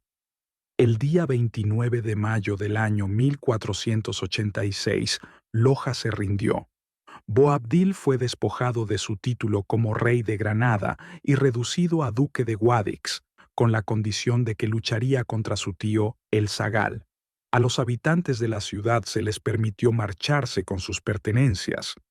Con la caída de Loja, los cristianos avanzaron rápidamente sobre otras fortalezas moras. La reina Isabel llegó al campamento frente a Moclín para celebrar con el ejército, acompañada por su hija, la infanta Isabel. Los cronistas describieron con detalle el encuentro real, resaltando las reverencias y los gestos ceremoniosos de los soldados hacia su reina. Isabel permaneció con el ejército durante el resto de la campaña. En la primavera siguiente, Fernando e Isabel reunieron un nuevo ejército en Córdoba para atacar Vélez Málaga, un puerto estratégico cercano a Málaga. Su conquista debilitaría a El Zagal al cortar su conexión con la capital. Mientras tanto, la rivalidad entre Boabdil y El Zagal se intensificó tras un intento de envenenamiento. Boabdil buscó el apoyo cristiano, pero en lugar de intervenir directamente, Fernando fomentó las disputas entre los moros, asegurando así que se destruyeran entre sí y debilitando aún más a Granada. Cuando el ejército cristiano puso sitio a Vélez Málaga, el Zagal enfrentó un dilema: defender la ciudad o proteger su trono en Granada de las ambiciones de Boabdil. Eligió la batalla y marchó hacia Vélez Málaga, pero tras una lucha feroz, fue derrotado al igual que Hamed el-Segri en Ronda. La ciudad se rindió en abril del año 1487 y los cristianos avanzaron hacia el puerto vital de Málaga. Fernando inspiró a sus tropas con su valentía, liderando personalmente una carga en batalla para apoyar a los soldados en retirada. Mientras tanto, Málaga, bajo la feroz defensa de Hamed el-Segri, juró resistir hasta el final. La ciudad respondió a la artillería cristiana con sus propios cañones, excavó túneles para contrarrestar las minas de asedio y lanzó ataques nocturnos devastadores. A medida que avanzaba el verano, el hambre y las enfermedades diezmaron a los defensores, pero se negaban a rendirse, convencidos de que las lluvias otoñales obligarían a los cristianos a retirarse. La reina Isabel llegó al campamento, fortaleciendo la moral cristiana. Los moros, desesperados por un milagro, depositaron su fe en Abraham el Jerbi, un derviche que aseguraba poseer protección divina. Lideró un pequeño ataque fallido y fue capturado. Fingiendo conocer una debilidad en las defensas de Málaga, fue llevado al campamento cristiano. Mientras esperaba una audiencia con los soberanos, atacó al príncipe portugués y a la marquesa de Moya, pero fue rápidamente abatido. Esa misma noche, su cuerpo fue lanzado con una catapulta dentro de Málaga como una advertencia macabra para los defensores. A pesar de este presagio, la fe de la ciudad en la intervención divina permaneció intacta y pronto apareció otro profeta, liderando una carga desesperada bajo un estandarte sagrado. Al principio, los moros lograron avanzar, pero los cristianos resistieron y contraatacaron. Cuando una catapulta derribó al profeta y su estandarte cayó, el pánico se apoderó de las tropas musulmanas, que huyeron en derrota. Dándose cuenta de que la ciudad estaba perdida, Hamed el Segri se retiró a la fortaleza de Gibralfaro, pero la rendición ya no era una opción. El ejército cristiano, ahora impulsado por su fervor, rechazó cualquier intento de negociación. El comendador mayor de León respondió con frialdad: Si es el hambre y no la buena voluntad lo que os lleva a rendiros, entonces luchad o someteos a la voluntad del rey y la reina. Muerte para algunos, esclavitud para el resto. El día 20 de agosto, Málaga capituló y los soberanos hicieron su entrada triunfal. Hamed el Segri fue traicionado por sus propios hombres y el destino de la ciudad quedó sellado. Los renegados fueron ejecutados y el resto de la población fue condenada a la esclavitud. Algunos fueron entregados a la nobleza, otros vendidos para financiar la corona o utilizados en el rescate de cautivos cristianos. Un grupo de 180 guerreros fue enviado al Papa, mientras que las reinas de Portugal y Nápoles recibieron 50 doncellas moras cada una. El historiador Prescott señala que la caída de Málaga selló el destino de Granada. Con la ciudad aislada de sus recursos occidentales y rodeada de enemigos, la resistencia musulmana se debilitaba cada vez más. Mientras tanto, las luchas internas continuaban desgastando a sus gobernantes. Cuando el zagal regresó tras su fallida defensa de Vélez Málaga, encontró las puertas de Granada cerradas. Boabdil había tomado el control tanto del Albaicín como de la Alhambra. Traicionado y abandonado, el zagal se retiró al este para defender Guadix, Baza y Almería, mientras Fernando e Isabel planeaban su próximo ataque. Los soberanos pasaron el inicio del año 1488 en Aragón, asegurando el reconocimiento del príncipe Juan como heredero. Para junio, Fernando lanzó una campaña desde Murcia, pero, a diferencia de sus victorias anteriores, esta vez encontró una fuerte resistencia. El zagal y su general Cid Haya utilizaron su conocimiento del terreno a su favor. Aunque la artillería castellana logró reducir algunas fortalezas, los cristianos sufrieron reveses, incluido un asalto fallido sobre Almería y una emboscada que casi destruyó al ejército del marqués duque de Cádiz. Incapaz de avanzar más, Fernando se retiró a Valladolid para pasar el invierno. Sin embargo, en primavera, él y la reina Isabel regresaron a Jaén, decididos a tomar Baza, la llave del oriente granadino. El asedio fue desafiante. El paisaje era traicionero, la ciudad estaba bien fortificada y los moros ofrecían una feroz resistencia. Las enfermedades y la escasez de alimentos afectaron gravemente al campamento cristiano, lo que llevó a la mayoría de los comandantes a aconsejar la retirada. Don Gutiérrez de Cárdenas, comendador mayor de León, fue el único en oponerse, argumentando que abandonar la campaña después de tanto esfuerzo y dinero invertido sería una vergüenza. Encontró una aliada apasionada en la reina Isabel, quien desde Jaén instó a su esposo a rechazar tales consejos cobardes y errados. Isabel prometió que, si Fernando continuaba con el asedio, ella garantizaría un suministro constante de alimentos y municiones para el ejército, sin importar el costo. Incluso, cuando los fondos comenzaron a agotarse, empeñó sus propias joyas para mantener la campaña. Con este renovado respaldo, las fuerzas cristianas construyeron refugios semipermanentes y pronto llegaron mercaderes, transformando el campamento en una bulliciosa ciudad en medio del asedio. Entre los visitantes se encontraban frailes franciscanos procedentes de Tierra Santa, trayendo una advertencia del sultán de Egipto. Amenazaba con represalias contra los cristianos en Palestina si los ataques sobre Granada no cesaban. Los soberanos justificaron su campaña como la recuperación de tierras ancestrales, pero aseguraron que tratarían con justicia a los moros que se sometieran. En noviembre del año 1489, Isabel visitó la línea del frente, lo que llevó a Cid Aya, el comandante moro, a conceder una tregua para permitirle inspeccionar las trincheras sin peligro.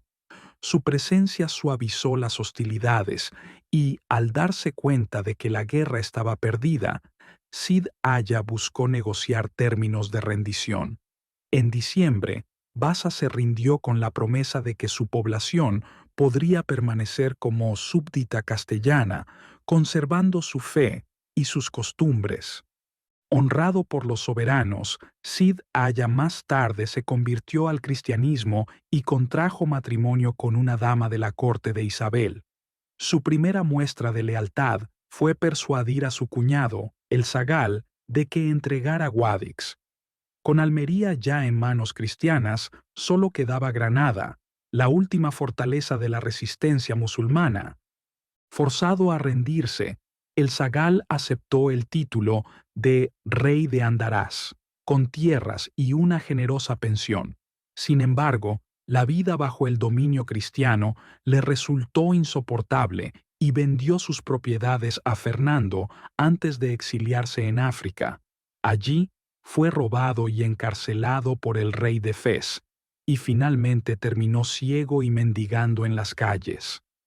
Con el oriente de Granada conquistado, Boabdil, ahora gobernante de todo el reino, recibió la orden de cumplir su promesa de abdicar a cambio del ducado de Guadix. Sin embargo, fortalecido por los guerreros moros que aún se resistían a la dominación cristiana, se negó. Fernando e Isabel aprovecharon esta negativa como justificación para continuar la guerra. En el año 1490, tras celebrar el compromiso de su hija Isabel en Sevilla, lanzaron la campaña final contra Granada. Las fuerzas de Boabdil intentaron recuperar fortalezas perdidas e incitar rebeliones en las ciudades rendidas como Guadix y Baza.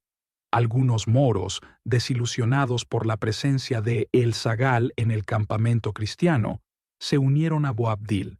Sin embargo, sus esfuerzos llegaron demasiado tarde. Fernando sofocó los levantamientos, ofreciendo a los habitantes una elección: exilio o juicio bajo la ley cristiana.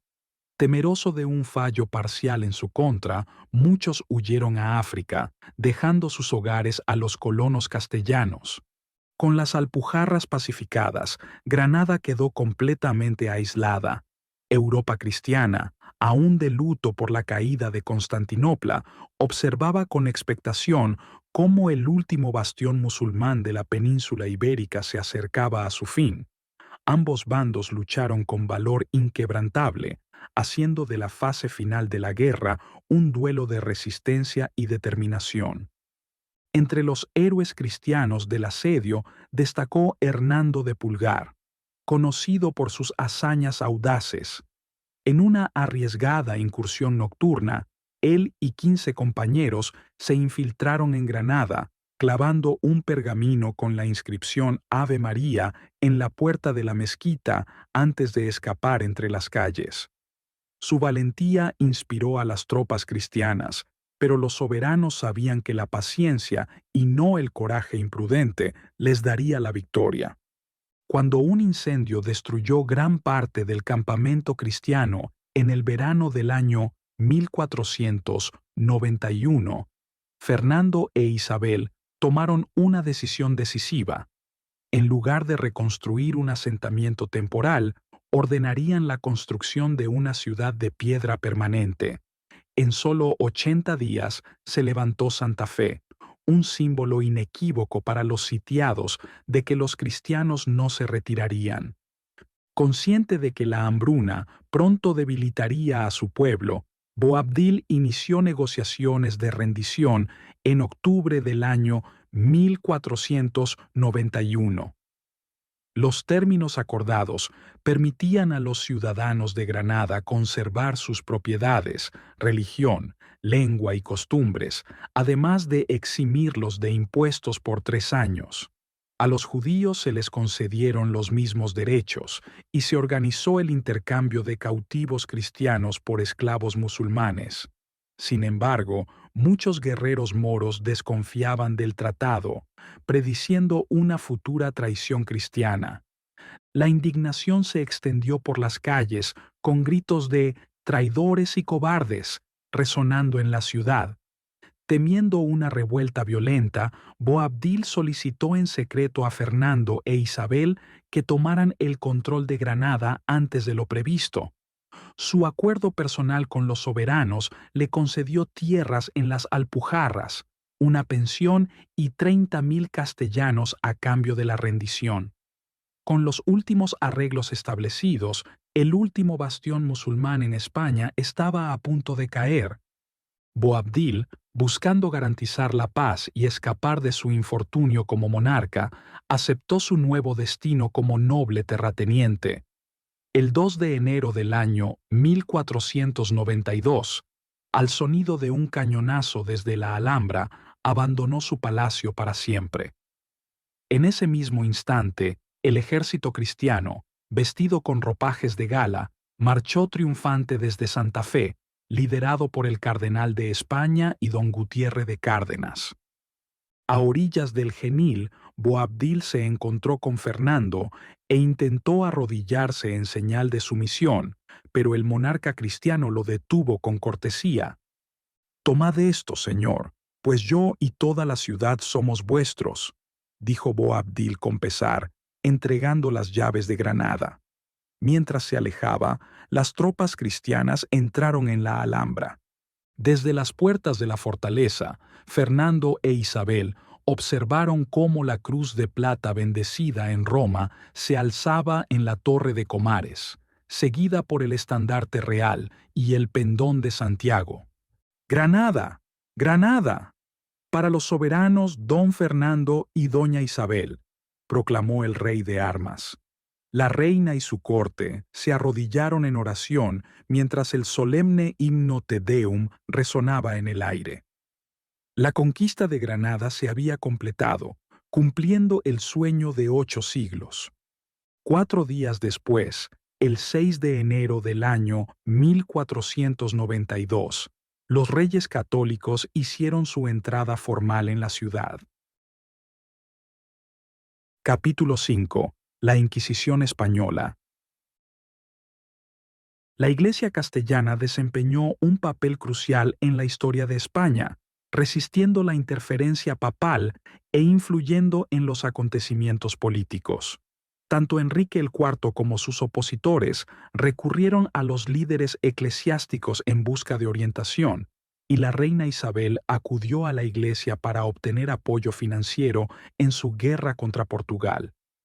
Una de sus figuras más poderosas, Pedro González de Mendoza, era tan influyente que lo llamaban el Tercer Rey. Nacido en una familia noble, Mendoza ascendió rápidamente, obtuvo una curaduría en su infancia, recibió un beneficio eclesiástico a los 12 años y progresó en la jerarquía hasta convertirse en arzobispo de Toledo y cardenal. A pesar de su posición religiosa, participó activamente en la política, la guerra y la vida cortesana.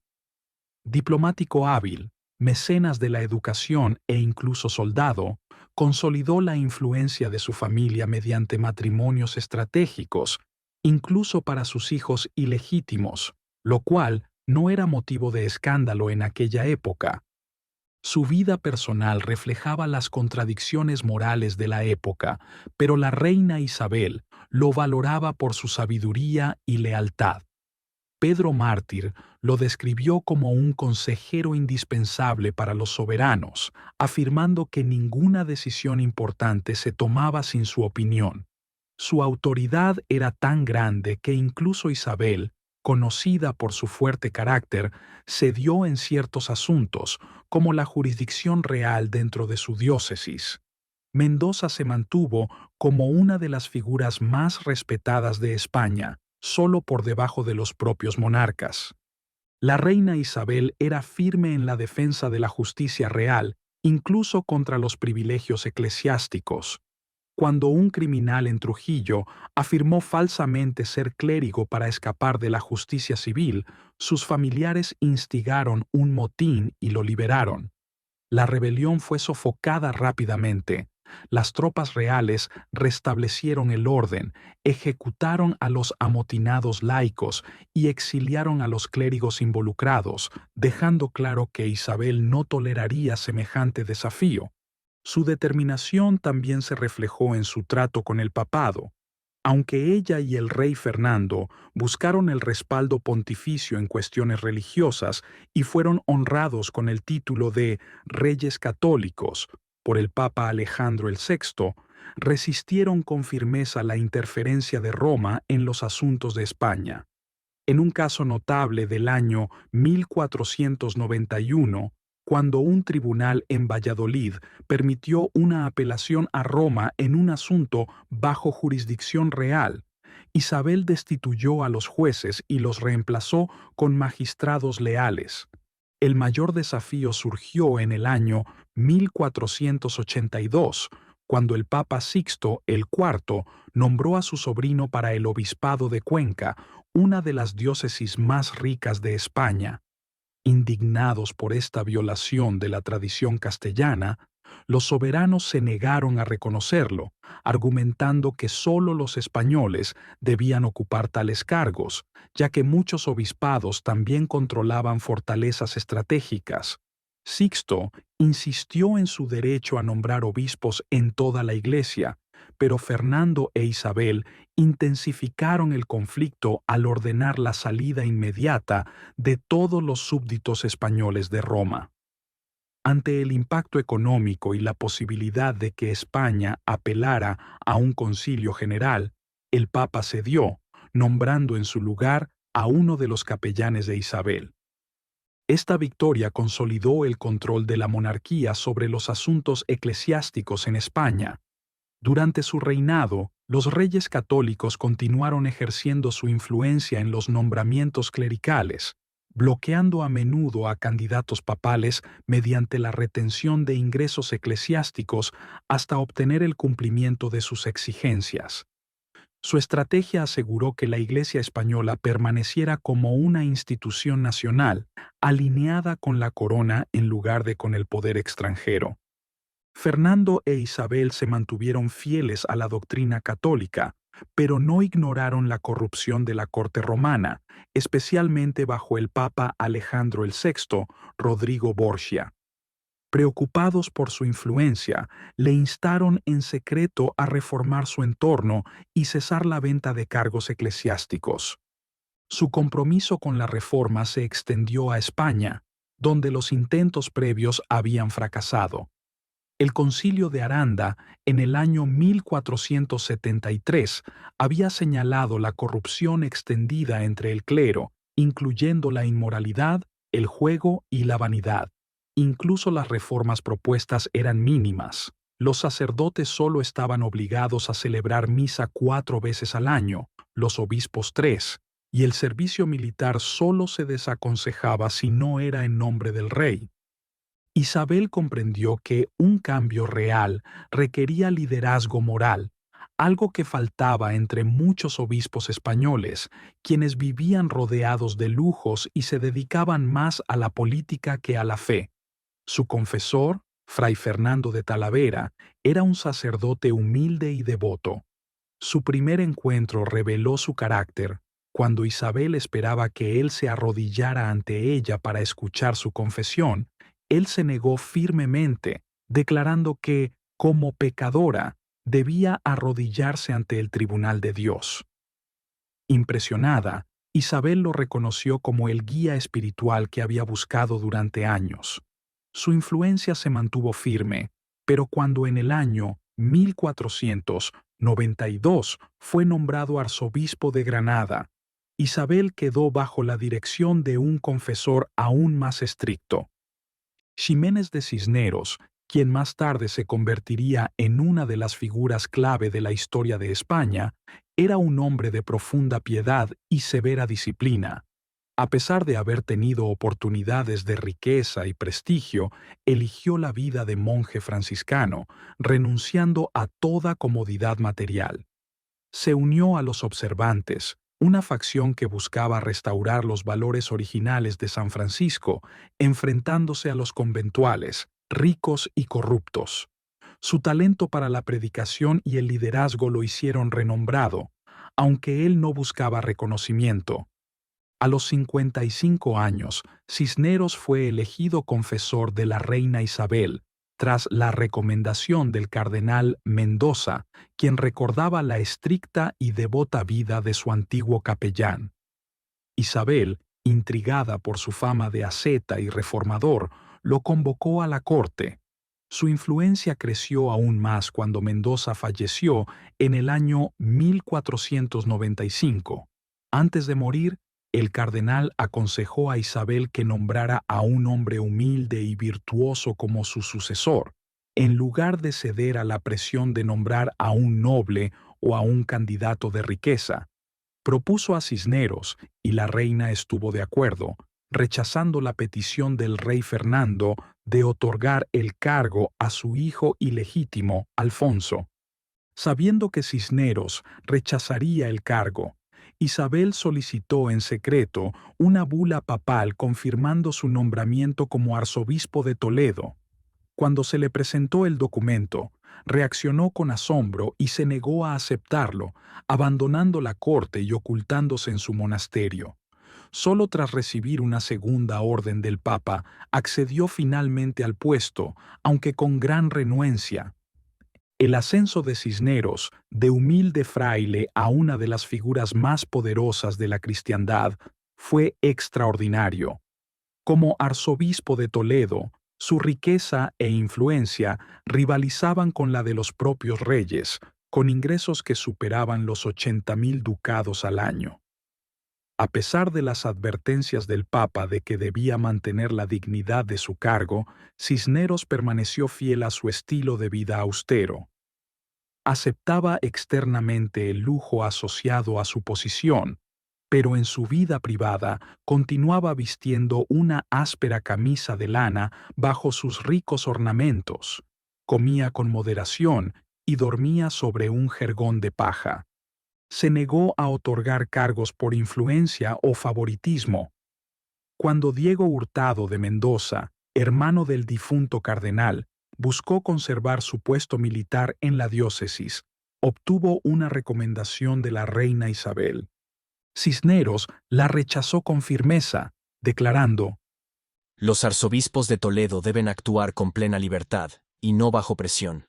Mis soberanos pueden enviarme de regreso a mi celda, pero no pueden forzarme a actuar en contra de mi conciencia ni de las leyes de la Iglesia». Lejos de ofenderse, Isabel respetó su decisión. Tras confirmar la competencia de Diego Hurtado, Cisneros aprobó su nombramiento, pero solo por mérito. Cuando Cisneros asumió el primado, él y la reina Isabel intensificaron los esfuerzos para reformar la Iglesia española. Los soberanos llevaban mucho tiempo promoviendo la mejora del clero mediante la selección de obispos por capacidad en lugar de linaje y el establecimiento de estrictas normas contra la inmoralidad eclesiástica con funcionarios reales encargados de su cumplimiento. Cisneros se enfocó especialmente en reformar las órdenes monásticas. En el año 1493, los soberanos obtuvieron una bula papal que autorizaba a inspectores a revisar y corregir la conducta en los conventos y monasterios. Muchos franciscanos se resistieron a sus reformas y algunos huyeron a África, llegando incluso a convertirse al Islam.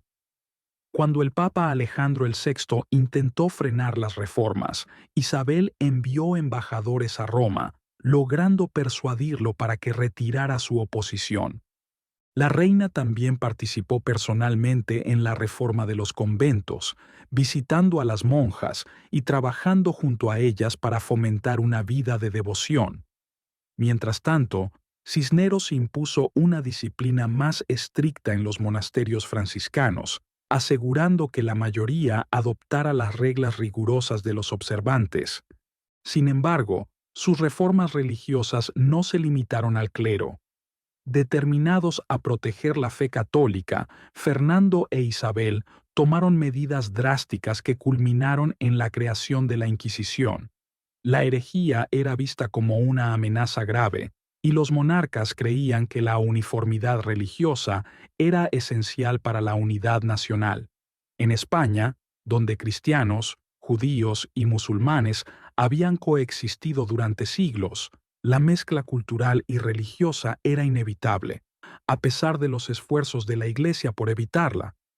Para mantener separadas las religiones, la Iglesia había prohibido los matrimonios mixtos y las interacciones sociales, pero estas medidas fracasaron. Con el tiempo, se impusieron restricciones más severas. Los judíos y los moros fueron obligados a vivir en barrios separados, llamados juderías y morerías, y a portar distintivos en sus vestimentas. Ante la creciente discriminación, muchos eligieron la conversión en lugar de la marginación y la violencia. Para finales del siglo XIV, una oleada de fanatismo cristiano desató masacres de judíos en varias ciudades, forzando conversiones masivas. Los cristianos nuevos o conversos eran judíos que se habían convertido al cristianismo, a menudo bajo presión. Aunque la Iglesia los aceptó, su rápido ascenso en el comercio, la banca y la administración generó resentimiento entre los cristianos viejos, quienes los acusaban de continuar practicando en secreto sus antiguas creencias. Durante los reinados de monarcas débiles como Juan el II y Enrique el IV de Castilla, las tensiones aumentaron a medida que los conversos prosperaban. Estallaron disturbios en ciudades como Toledo, Segovia, Córdoba y Sevilla, con exigencias de mayor rigor en la observancia de la fe. En el año 1477, cuando Fernando e Isabel visitaron Sevilla, los líderes locales les instaron a actuar contra los herejes. Una investigación confirmó la existencia de numerosas prácticas judaizantes y se recomendó que solo la Inquisición podría erradicarlas. Al principio, los monarcas se resistieron a establecer la Inquisición bajo control directo de Roma, prefiriendo mantener la autoridad sobre los asuntos religiosos de su reino. En el año 1478, el Papa Sixto IV, a regañadientes, les concedió el derecho de nombrar inquisidores. Sin embargo, retrasaron su implementación hasta que fracasaron los intentos del cardenal Mendoza de combatir la herejía a través de la educación y la persuasión. El primer tribunal inquisitorial se estableció en Sevilla en el año 1480, expandiéndose rápidamente por Andalucía y Castilla y llegando a Aragón en el año 1485. Cuando los inquisidores llegaban a una ciudad, emitían un edicto de gracia, ofreciendo a los sospechosos de herejía la oportunidad de confesar dentro de un plazo de 30 o 40 días a cambio de penitencia en lugar de ejecución. Pasado este tiempo, comenzaban los juicios, con el acusado considerado culpable hasta demostrar su inocencia, reflejando la dura realidad de la justicia inquisitorial.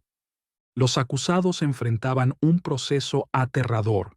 Aislados en sus celdas durante semanas o meses, vivían en una constante incertidumbre sobre su destino. Sin posibilidad de comunicación ni apoyo, agonizaban sobre cada palabra pronunciada, sabiendo que la temida sala de torturas siempre era una posibilidad. Las penas variaban desde la muerte y el encarcelamiento de por vida hasta los azotes, la confiscación de bienes y la humillación pública. El auto de fe se celebraba como un gran espectáculo para infundir terror, a menudo comparado con el juicio final. Los condenados marchaban hacia su destino vestidos con sanbenitos, túnicas de lana gruesa marcadas con cruces para los reconciliados con la Iglesia, y con llamas para aquellos declarados impenitentes, simbolizando su condenación eterna. Aterrorizados, muchos conversos buscaron refugio donde pudieron.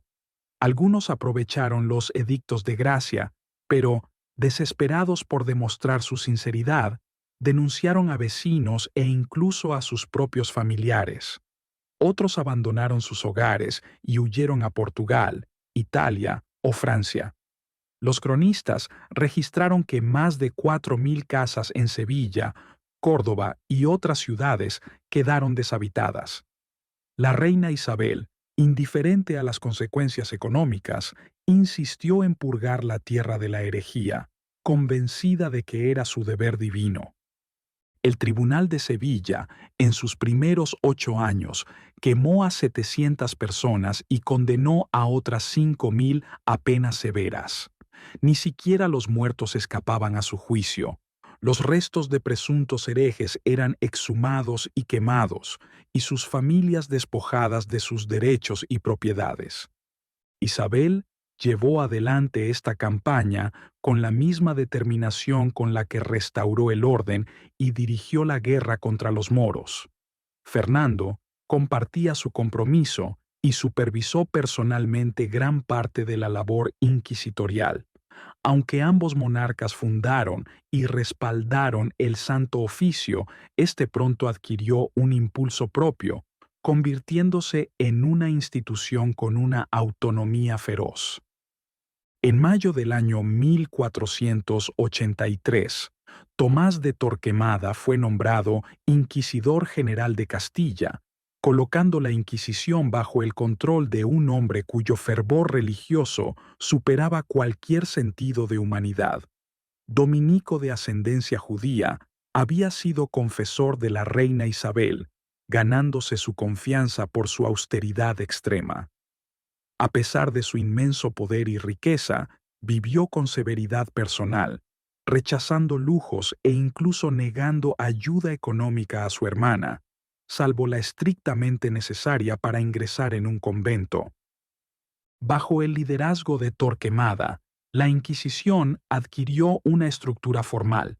En el año 1484 se creó el Consejo Supremo, conocido posteriormente como la Suprema, y se emitieron las instrucciones, un reglamento que definía sus operaciones.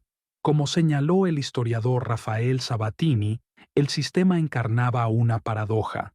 Se consideraba a sí mismo misericordioso, a pesar de sus métodos crueles. Para Torquemada, la clemencia consistía en asegurarse de que ningún hereje escapara, aunque ello implicara condenar a inocentes. El San Benito, que originalmente se llevaba solo durante un año como señal de penitencia, se convirtió en una marca de infamia de por vida. Los hijos de los ajusticiados eran obligados a contemplar los nombres de sus padres expuestos en las iglesias, asegurando su aislamiento social y estigmatización perpetua. Nadie estaba a salvo del alcance del Santo Oficio. Su autoridad se extendía más allá de los asuntos religiosos, infiltrándose en los tribunales civiles y eclesiásticos. Incluso altos clérigos fueron perseguidos. 2 obispos de ascendencia judía fueron procesados por la presunta apostasía de sus antepasados. Uno de ellos, el obispo de Calahorra, perdió su cargo y su riqueza, mientras que el obispo de Segovia huyó a Roma, donde logró defenderse con éxito ante el Papa, aunque murió en el exilio. Las medidas extremas de Torquemada generaron un amplio rechazo. En el año 1494, el Papa Alejandro VI nombró a 4 inquisidores generales adicionales, con la esperanza de frenar su poder absoluto. Sin embargo, Torquemada continuó con su persecución implacable hasta su muerte en el año 1498, falleciendo en el monasterio que había fundado en Ávila, convencido de haber servido bien a su fe. El número exacto de ejecuciones bajo su mandato sigue siendo incierto, con estimaciones que oscilan entre 2.000 y más de 8.000, mientras que hasta 90.000 personas fueron sometidas a castigos menores. Sin embargo, el mayor legado de la Inquisición no fueron los muertos que dejó a su paso, sino el clima de miedo, sospecha y opresión que instauró en la sociedad española. Fomentó la traición entre vecinos, sofocó el pensamiento independiente y proyectó una oscura sombra sobre el progreso intelectual y cultural que Fernando e Isabel intentaban impulsar en otros ámbitos. Capítulo 6. La expulsión de los judíos y musulmanes. La Inquisición no tenía autoridad directa sobre los judíos no bautizados, pero en un reino donde sus hermanos conversos enfrentaban tortura y ejecución, su destino era incierto. El resentimiento popular contra ellos era profundo, alimentado por la envidia de su riqueza, habilidades e influencia. Incluso su excelencia en la medicina fue distorsionada en su contra, con rumores de que utilizaban su conocimiento para dañar a los cristianos.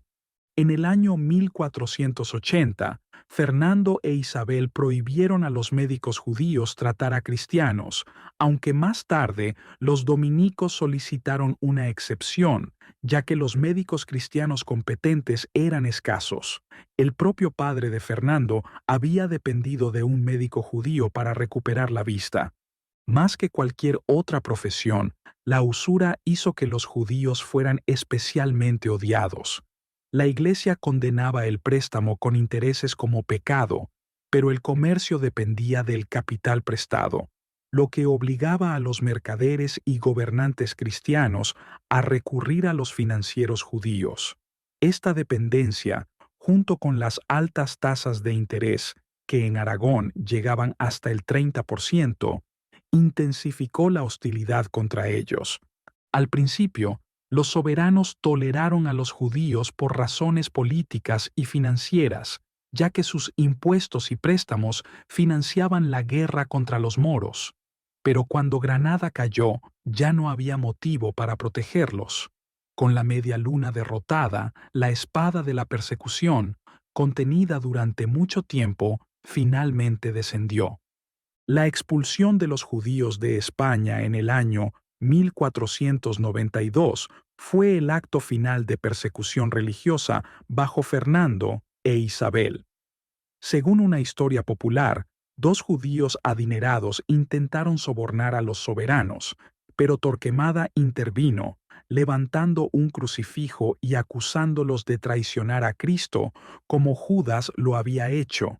Su visión fanática prevaleció, y el edicto del 30 de marzo concedió a los judíos 5 meses para elegir entre el bautismo y el exilio. Se les permitió vender sus propiedades y llevarse lo que pudieran cargar, pero se les prohibió llevar oro o plata, lo que hacía imposible realizar transacciones justas. Muchos se vieron obligados a intercambiar casas por un burro o viñedos por un simple trozo de tela. La mayoría eligió el exilio, confiando en que Dios los guiaría, a pesar de la certeza del sufrimiento que les esperaba. Torquemada se aseguró de que su padecimiento fuera lo más severo posible, prohibiendo a los cristianos darles comida o refugio después del 1 de agosto.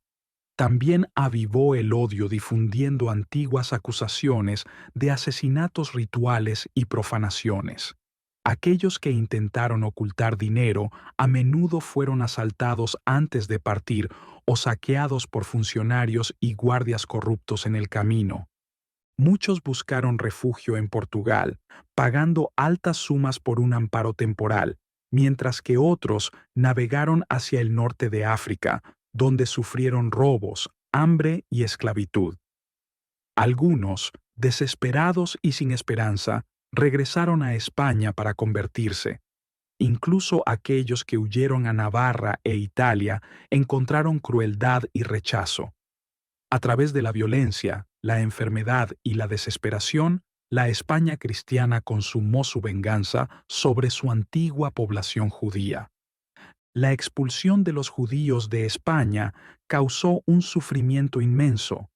Muchos perecieron de hambre y enfermedades, y otros fueron arrojados al mar.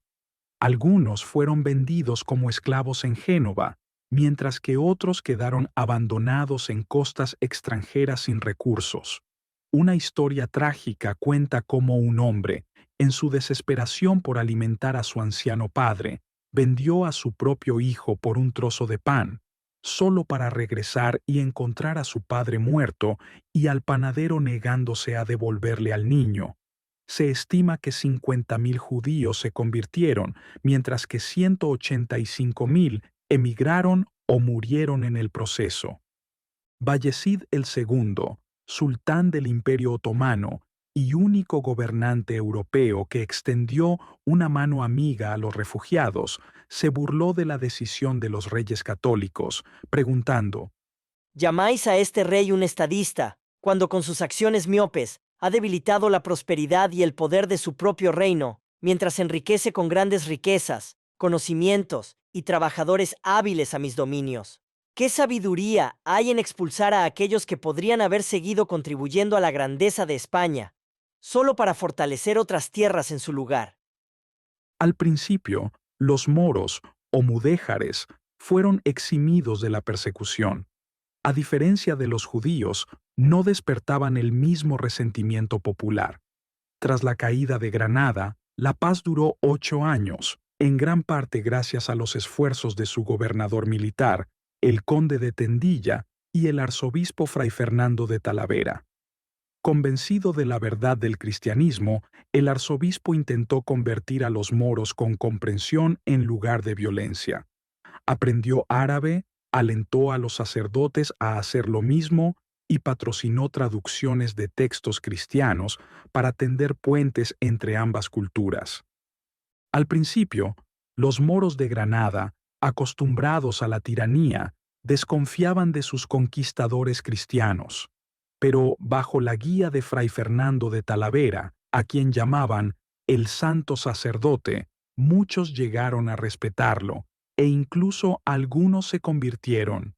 Cuando Fernando e Isabel visitaron Granada en el año 1499, se mostraron complacidos con la paz y el orden en la ciudad, acogiendo incluso a moros exiliados de Portugal como ciudadanos valiosos. Sin embargo, Ximénez de Cisneros, quien permaneció en Granada tras la partida de los reyes católicos, adoptó un enfoque mucho más agresivo en la conversión. Creía que, con medidas firmes, toda la población musulmana podría convertirse al cristianismo. Convocó a los eruditos islámicos, o alfaquíes, y los presionó con regalos y sermones. Muchos, ya fuera por miedo o por persuasión, aceptaron el bautismo, lo que llevó a miles de sus seguidores a hacer lo mismo.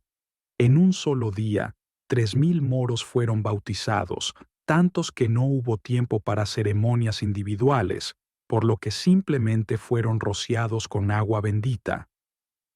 No todos aceptaron pasivamente estas conversiones forzadas. Algunos protestaron, señalando que los términos de la rendición garantizaban la libertad religiosa. La respuesta de Cisneros fue implacable. Encarceló a Segri Asaator, un líder moro, quien finalmente cedió bajo presión. Asaator comentó que, si su carcelero cristiano, León, fuera liberado en la ciudad, pocos resistirían la conversión. Fortalecido por este éxito, Cisneros abandonó cualquier pretensión de tolerancia. También se opuso al plan de Fray Fernando de Talavera de traducir la Biblia al árabe, argumentando que los textos sagrados no debían ser entregados a los ignorantes. Ordenó la destrucción de miles de manuscritos árabes, quemando invaluables obras de literatura y ciencia, y solo permitió que algunos textos médicos fueran preservados en la Biblioteca de Toledo. Las políticas de Cisneros provocaron la ira tanto de intelectuales como del pueblo llano, especialmente de los renegados cristianos, aquellos que habían abrazado el Islam y servido a los moros. Aunque estos conversos estaban protegidos por los términos de rendición, Cisneros decretó que sus hijos, descendientes de cristianos bautizados, debían ser forzados a la conversión y quedar bajo la jurisdicción de la Inquisición. Esta decisión puso fin, de manera efectiva, a la tolerancia religiosa en Granada. Un día, 2 oficiales enviados a arrestar a la hija de un renegado en el Albaicín enfrentaron feroz resistencia. Cuando la joven gritó que la obligaban a convertirse al cristianismo, una multitud furiosa se reunió. Una piedra lanzada desde una ventana mató a uno de los oficiales, mientras el otro apenas logró escapar. La turba, ahora en abierta revuelta, marchó hacia la alcazaba, exigiendo la muerte del arzobispo Cisneros. El conde de Tendilla, estacionado en la Alhambra, intervino para dispersar a los amotinados, pero las tensiones permanecieron latentes. En ese momento crítico, Fray Fernando de Talavera, armado solo con una cruz, caminó entre la multitud. Su presencia calmó a los rebeldes, muchos de los cuales se arrodillaron en señal de respeto. Viendo una oportunidad de paz, el conde de Tendilla dio un paso adelante y ofreció a su esposa e hijos como rehenes. En respuesta, los insurgentes depusieron las armas. La noticia del motín llegó rápidamente a los reyes católicos en Sevilla. Isabel, inicialmente indignada con Cisneros, exigió una explicación. Indiferente a la crítica, el arzobispo viajó a la corte para justificar sus acciones. Argumentó que los moros habían violado los términos de rendición y que los soberanos debían emplear todos los medios para avanzar la fe cristiana. Su razonamiento, aunque lleno de contradicciones, convenció a los monarcas, influenciados por décadas de persecución religiosa. Cisneros regresó a Granada en triunfo y supervisó el bautismo forzado de entre 50 y 70.000 moros. Aunque la ciudad parecía pacificada, la rebelión se extendía por las montañas de las Alpujarras, donde muchos de los que rehusaron convertirse se refugiaron. Alarmados, los soberanos emitieron una carta para tranquilizar a los moros, negando cualquier intención de conversión forzosa. Sepan que nos han llegado rumores de que queremos obligaros a abrazar el cristianismo.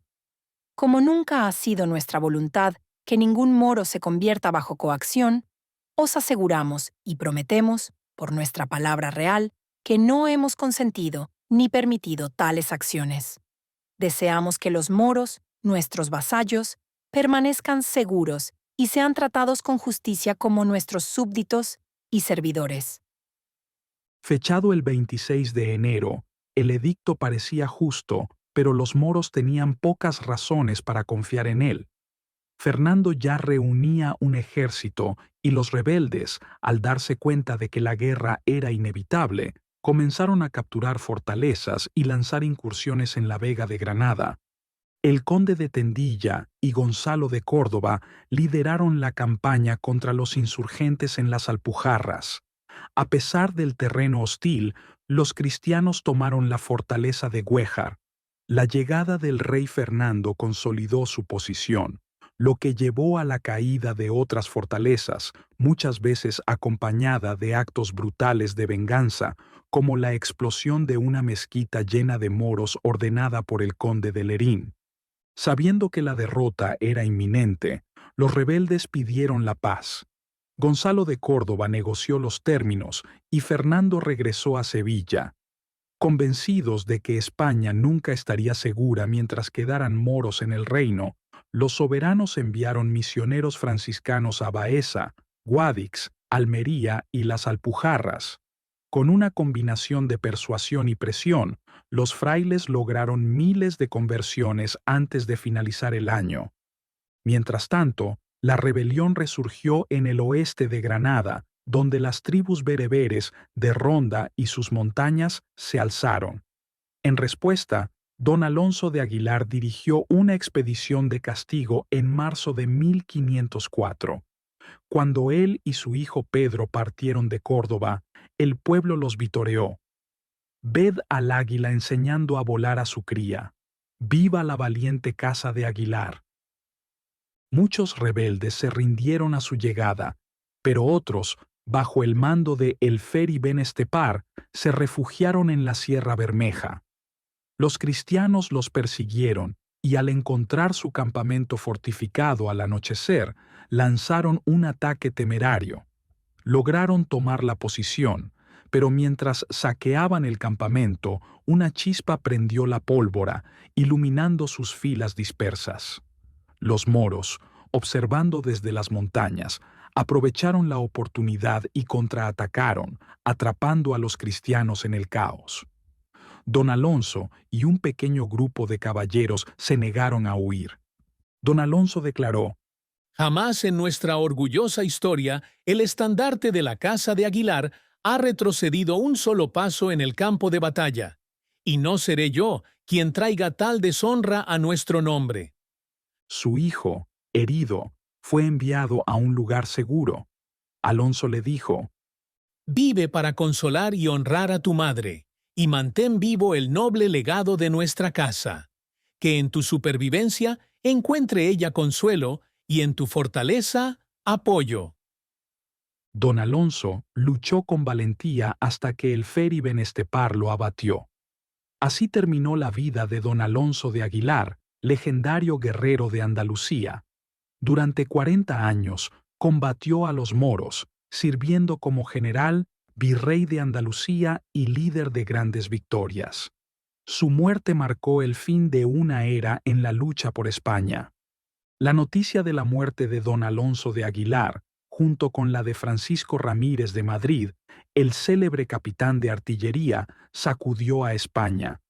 Incluso los moros victoriosos quedaron impresionados por la magnitud de su triunfo, temiendo la venganza que seguiría. Conscientes de su destino, buscaron la clemencia del rey. Fernando, siempre pragmático, concedió una amnistía, pero impuso una última condición: bautismo o exilio. A los que eligieran partir se les ofreció transporte a África por 10 doblas de oro por persona, una suma inalcanzable para la mayoría. Como resultado, la gran mayoría aceptó la conversión, y con el bautismo de estos moriscos, la fe mahometana fue oficialmente erradicada de Granada. Capítulo 7. Cristóbal Colón. Cristóbal Colón, nacido en Génova y más tarde acogido por Castilla, entregó a España un nuevo mundo. Su historia es una de perseverancia, visión y lucha, especialmente en su esfuerzo por obtener el apoyo de la reina Isabel para sus ambiciosos planes. Los primeros años de Colón siguen envueltos en incertidumbre debido a registros contradictorios y embellecimientos posteriores.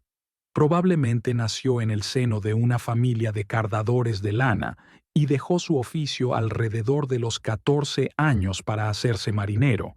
Sus viajes lo llevaron tan al norte como Inglaterra y posiblemente Islandia, donde pudo haber oído hablar de los viajes vikingos a Groenlandia y más allá.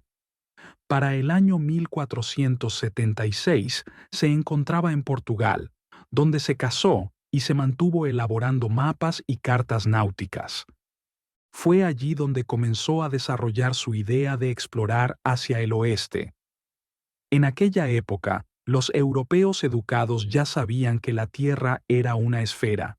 Sin embargo, algunos teólogos se oponían a la idea, argumentando que si existían antípodas, éstas contradecían las enseñanzas cristianas. Colón, imperturbable, se propuso demostrar que más allá del Atlántico existían tierras aún por descubrir, iniciando así su larga búsqueda de apoyo real. En tiempos anteriores, los marineros temían que navegar demasiado hacia el sur los llevaría a una zona de calor insoportable, pero los exploradores portugueses habían demostrado lo contrario. Bajo el liderazgo del infante Enrique el Navegante, avanzaron a lo largo de la costa africana, descubriendo nuevas tierras como Madeira, las Islas Canarias y Cabo Verde. Finalmente, en el año 1487, Bartolomé Díaz, junto con Bartolomé Colón, hermano de Cristóbal, dobló lo que más tarde se llamaría el Cabo de Buena Esperanza. A pesar de estos descubrimientos, para muchos el Atlántico seguía siendo un mar de tinieblas. Algunos creían que conducía al fin del mundo, lleno de tempestades y monstruos marinos. Sin embargo, persistían leyendas sobre tierras perdidas, las Islas Afortunadas y reinos fabulosos repletos de riquezas. Convencido de que la Tierra era redonda, Colón creía que podía alcanzar las riquezas de Asia navegando hacia el oeste. Inspirado por los relatos de Marco Polo sobre Catay y Zipango, imaginaba una tierra de oro, especias y tesoros esperando ser descubierta. Su fe se reforzó con los cálculos de un cosmógrafo árabe que subestimó la circunferencia de la Tierra, haciendo que la travesía pareciera más corta de lo que realmente era. Incluso textos bíblicos, como los escritos del profeta Esdras, parecían respaldar la idea de que gran parte del mundo era tierra, separada por mares navegables. Convencido, Colón decidió encontrar una nueva ruta hacia las Indias. Los relatos de marineros fortalecieron su creencia en la existencia de tierras más allá del Atlántico. Se hablaba de maderas talladas, cadáveres de rasgos desconocidos y canoas arrastradas por las olas hasta las Azores.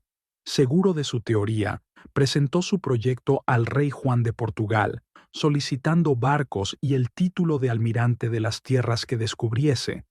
El monarca, centrado en el comercio africano, rechazó la propuesta. Se dice que incluso envió en secreto una expedición para poner a prueba las ideas de Colón, pero ésta fracasó, lo que llevó a los portugueses a descartar su plan como imposible. Frustrado, Colón escribiría más tarde que pasó 14 años en Portugal buscando apoyo sin ser escuchado. En el año 1485, tras la muerte de su esposa, se trasladó a España con su hijo Diego. Se estableció en Sevilla, donde llamó la atención del duque de Medinaceli.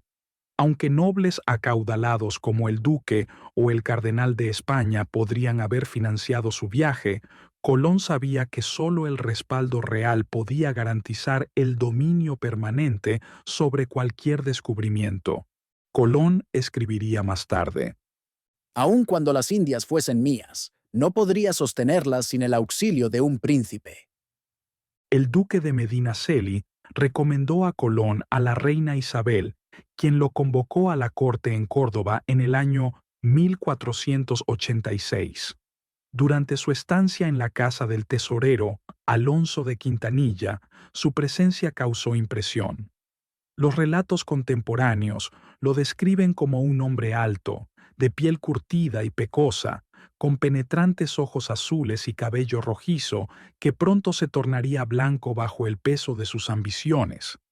La reina Isabel examinó la propuesta de Colón con interés cauteloso, mientras que el rey Fernando la descartó como irrealizable. España estaba enfrascada en costosas guerras contra los moros, enfrentaba amenazas de Francia y luchaba contra la herejía. Con estos asuntos urgentes, Fernando no veía razón para arriesgarse en una empresa incierta para alcanzar China o descubrir tierras desconocidas. Isabel, aunque influenciada por la lógica de su esposo, poseía una visión que la diferenciaba.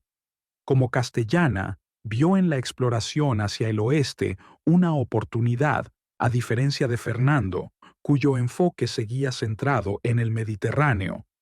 Colón escribiría más tarde: En todos los hombres había incredulidad, pero a la reina, mi señora, Dios le concedió espíritu de entendimiento y gran valentía. Sin embargo, incluso ella dudó. Ocupada con la guerra, convocó a consejo de eruditos que descartaron las ideas de Colón como una locura, algunos incluso tachándolas de heréticas. Solo unos pocos, como el marqués de Moya y su esposa, Beatriz de Bobadilla, lo apoyaron. Sin embargo, como señala el historiador Thatcher, el verdadero defensor de Colón fue él mismo. un hombre de inquebrantable convicción que siguió a la corte de ciudad en ciudad, de asedio en asedio, hasta que su sueño se hizo realidad. A pesar de los rechazos previos, Isabel no olvidó a Colón. Le concedió una pequeña pensión y le prometió reconsiderar su proyecto cuando las circunstancias lo permitieran. En 1491 presentó otra solicitud, pero la corte en Santa Fe estaba enfocada en la conquista final de Granada. Una vez más, un comité de eruditos desestimó su propuesta como impracticable y hasta peligrosa. Frustrado, Colón abandonó Santa Fe con su hijo Diego. En su camino, se detuvo en el convento franciscano de La Rábida, donde el prior, Fray Juan Pérez, antiguo confesor de la reina, escuchó con atención su historia. Conmovido por su determinación, escribió directamente a Isabel. La respuesta no tardó en llegar. La reina convocó de inmediato a Colón de vuelta a la corte y le envió dinero para su viaje y vestimenta. «Nuestro Señor ha escuchado las plegarias de su siervo», exclamó el prior. Al reunirse nuevamente con Isabel, Colón encontró en ella una visión alineada con la suya más que nunca. Ahora, más allá del beneficio material, veía su viaje como una misión religiosa para llevar el cristianismo más allá del Atlántico. En su diario, se describió a sí mismo tanto como explorador como misionero, enviado a llevar la fe católica a tierras distantes. Incluso soñaba con utilizar la riqueza que esperaba encontrar en Oriente para financiar una última cruzada para recuperar el Santo Sepulcro. Cuando regresó a la corte, Colón ya no era un simple peticionario, sino un hombre convencido de su destino. La corona, cautelosa pero intrigada, estaba lista para negociar. Colón, firme en sus exigencias, se negó a aceptar menos de lo que creía merecer. Finalmente, en abril del año 1492, Isabel y Fernando firmaron el acuerdo. A Colón y sus herederos se les concedió el título hereditario de almirante sobre todas las tierras que descubriera, así como los cargos de virrey y gobernador general. Se le prometió una 10ª parte de toda la riqueza obtenida y el derecho a invertir en futuras expediciones, asegurando una parte de sus beneficios. Con estos términos sellados, Colón estaba listo para embarcarse en su gran viaje, reclamando lo desconocido en nombre de Castilla. El costo de la expedición de Colón fue modesto, menos de 1000 libras en moneda inglesa, con la corona cubriendo la mayor parte. Su flota consistía en 3 pequeñas embarcaciones, la Santa María, su nave insignia, y la Pinta y la Niña, comandadas por los hermanos Pinzón. Los habitantes de Palos, obligados a proporcionar los barcos como castigo por un delito, veían la travesía con temor. El viaje a través del Atlántico, que comenzó el 3 de agosto del año 1492, estuvo plagado de miedo y descontento. La tripulación, aterrorizada por aguas inexploradas, lecturas extrañas de la brújula y un océano aparentemente interminable, se volvió cada vez más inquieta. Colón, ocultando sus propias ansiedades, mantuvo la moral con palabras alentadoras y registros alterados. En varias ocasiones, creyeron haber avistado tierra, solo para ser engañados por nubes o bancos de algas. Justo cuando parecía que la tripulación se sublevaría, aparecieron señales claras de tierra y el 12 de octubre llegaron a Guananí, en las Bahamas. El asombro de los habitantes nativos ante la llegada de los europeos armados, la exploración de nuevas islas y la construcción de un fuerte en la Española están bien documentados en otros relatos. Lo que importa aquí es el regreso triunfal de Colón. La noticia de su descubrimiento se propagó rápidamente y Pedro Mártir escribió al arzobispo de Granada: «Recordad a Colón, el Ligur, que afirmaba que se podía llegar a nuevas tierras navegando hacia el oeste, ha regresado trayendo noticias asombrosas. Su llegada a Palos el 15 de marzo del año 1493 fue seguida por una recepción grandiosa en Barcelona. Allí presentó a los soberanos oro, aves exóticas, algodón y nativos traídos de las nuevas tierras. Arrodillado ante ellos, recibió su elogio y fue invitado a sentarse junto a ellos en señal de honor. Por un momento, estuvo en la cima de la gloria, admirado en toda España y Europa. Sin embargo, Portugal, resentida por haber perdido la oportunidad, impugnó la reclamación de España. Para asegurar su nuevo imperio, Fernando e Isabel buscaron el reconocimiento papal de Alejandro el VI, garantizando que sus derechos sobre las tierras descubiertas estuvieran firmemente establecidos. El Tratado de Tordesillas, firmado en el año 1494, estableció una línea de demarcación a 370 leguas al oeste de las islas de Cabo Verde, dividiendo el Nuevo Mundo entre Portugal y Castilla. Mientras tanto, Colón partió nuevamente el 23 de septiembre del año 1493, esta vez con una flota mucho mayor. 14 barcos y numerosos reclutas ansiosos por encontrar riquezas. A diferencia del primer viaje, esta expedición atrajo a nobles y aventureros impulsados por la codicia más que por el espíritu de exploración. Colón había pintado una visión grandiosa de tierras llenas de oro, pero la realidad era muy distinta. Sus promesas exageradas llevaron a la decepción, y cuando la riqueza prometida no apareció de inmediato, sus hombres se volvieron en su contra. Al llegar a la Española, encontró el fuerte que había dejado en ruinas y su guarnición masacrada. Sus seguidores, en busca de venganza, comenzaron a oprimir a la población nativa, reemplazando la generosidad inicial con demandas de tributo. La confianza se rompió, y lo que comenzó como cooperación se convirtió en explotación. Los españoles pronto impusieron el trabajo forzado a los nativos. Colón, luchando por mantener el control y cumplir sus promesas a la corona, permitió que estas prácticas se expandieran. El ciclo de conquista y sometimiento se profundizó cuando el primer grupo de 10 indígenas cautivos fue enviado a España, exhibidos como trofeos en Barcelona y bautizados con padrinos reales. Lo que al principio fue admiración por los nativos se transformó en su esclavización.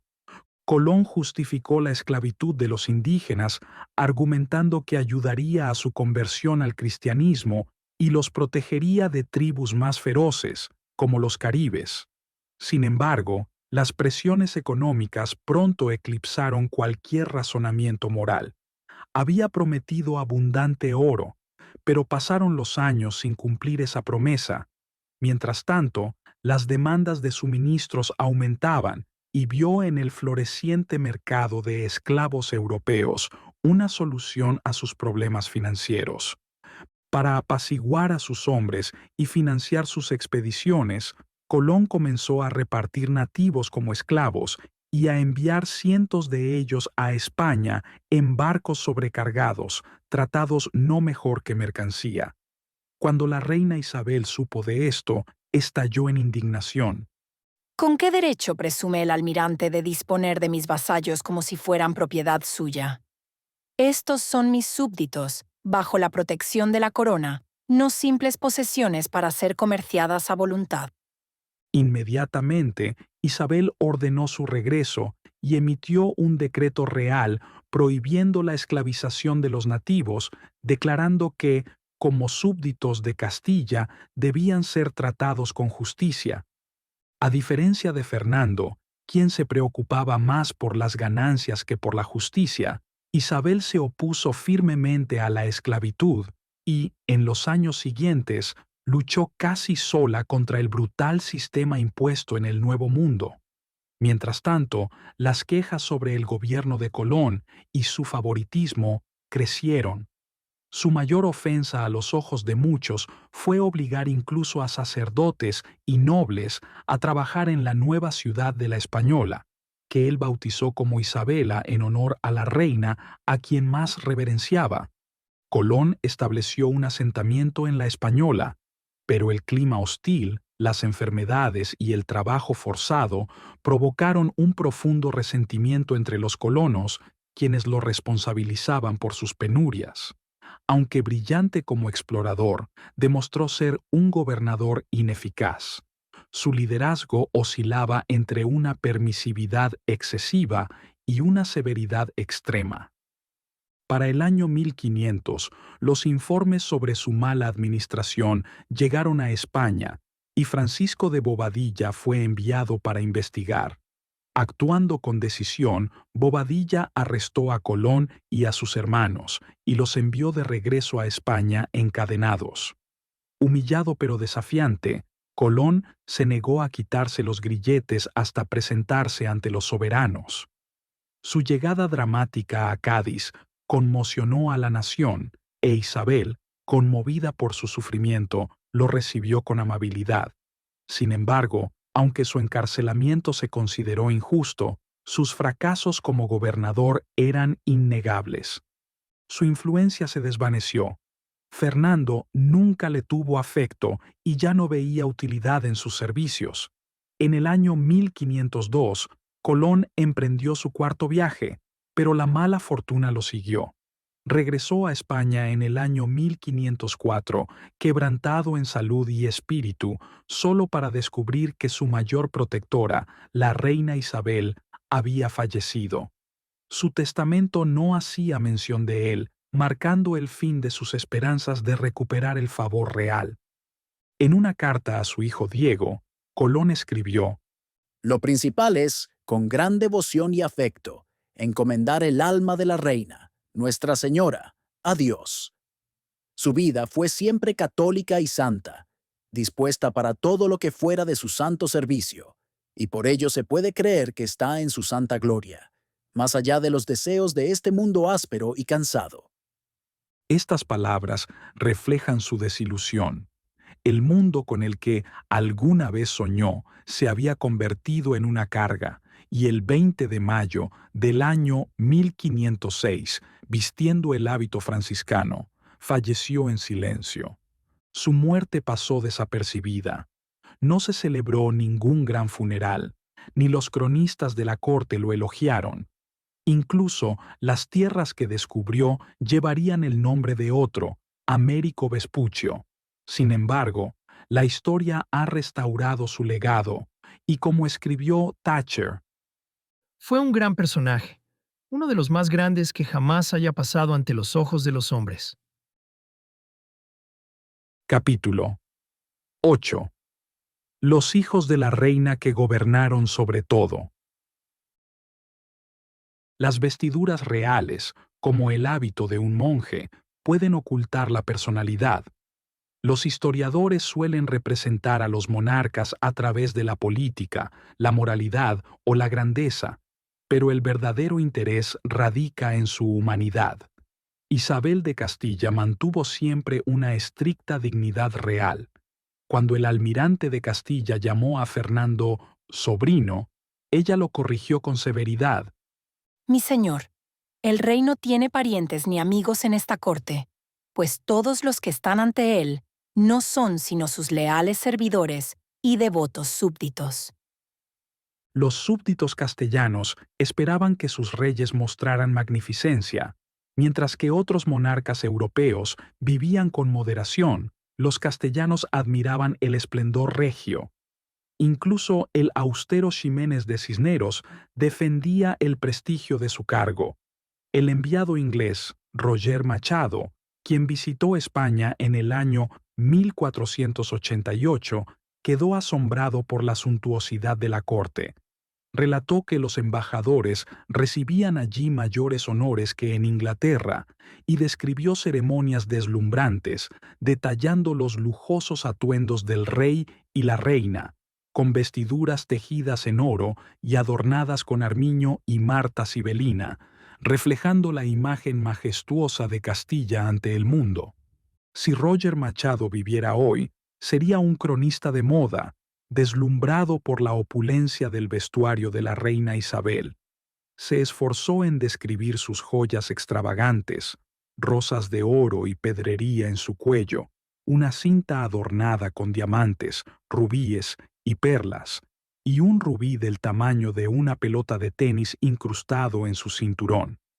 Calculó que su atuendo valía 200,000 coronas de oro, aunque admitió que su verdadero valor escapaba a la imaginación. Después de una fastuosa recepción a una embajada francesa, las historias sobre su magnificencia se difundieron ampliamente. Cuando el arzobispo de Granada, Fra Fernando de Talavera, se sintió obligado a reprochárselo, Isabel montó una firme defensa, señaló que su vestido no era nuevo y subrayó sus esfuerzos por reducir los gastos excesivos en la corte. Podría haber añadido que, en su momento, había empeñado las joyas de la corona para financiar la guerra contra los moros, prueba de que el deber estaba por encima del lujo. Su magnificencia, como su severidad, era deliberada. Despreciaba el despilfarro y no permitía que hombres poderosos explotaran los ingresos reales. Isabel y Fernando llevaban un registro de los cortesanos capaces, promoviendo el mérito sobre el linaje, mientras que Fernando era notoriamente frugal, comparado con Enrique VII de Inglaterra por su afán de acumular riqueza. Isabel era más generosa, a menudo aumentando las sumas que acordaban gastar. A diferencia de sus estrategias calculadas, su devoción a la fe era genuina. Tanto Isabel como Fernando eran católicos estrictos. Él asistía a misa diariamente antes de comer y, cada Jueves Santo, servía la cena a 12 de sus súbditos más pobres, lavándoles los pies. Isabel rezaba cada día, recitando las horas como un sacerdote, equilibrando sus responsabilidades mundanas con una profunda devoción espiritual. La reina transformó la corte española, reemplazando el desorden del reinado de su predecesor con dignidad y disciplina. Se la respetaba profundamente y hasta los cortesanos fingían piedad en su presencia, aunque ella era demasiado astuta para dejarse engañar. A pesar de su fervor religioso, no deseaba convertir la corte en un monasterio y a menudo cuestionaba el ascetismo extremo de sus consejeros, como Fra Fernando de Talavera. En una carta, le aseguró que costumbres como que hombres y mujeres cenaran juntos eran tradiciones de larga data, no innovaciones de su reinado. Aunque le disgustaban las corridas de toros, inicialmente las permitió, pero más tarde juró no asistir jamás. Pese a su estricta moralidad, Isabel no carecía de espíritu deportivo. Participaba en cacerías y en una ocasión mató un oso cerca de Madrid. Su fortaleza física y mental era legendaria. Pulgar relató que reprimía cualquier signo de dolor, incluso durante el parto. También era intensamente reservada, revelando sus emociones solo en momentos de crisis. Cuando Fernando fue apuñalado en Barcelona en el año 1492 y su vida pendía de un hilo, se vio abrumada por la angustia, describiendo aquella noche de incertidumbre como una noche en el infierno.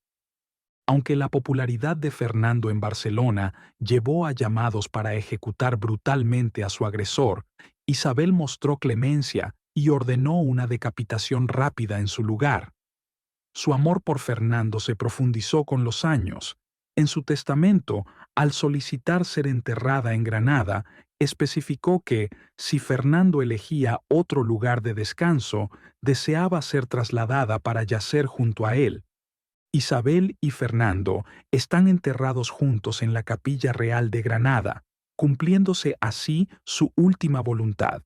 Sin embargo, el profundo amor que ella entregó nunca fue plenamente correspondido. Isabel era elegante y digna, con cabello castaño y ojos azul verdoso.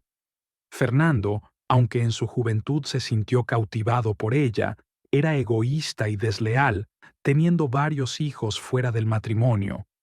El orgullo y la firme voluntad de Isabel la hacían sufrir profundamente por los celos, aunque encontró felicidad en la crianza de sus hijos.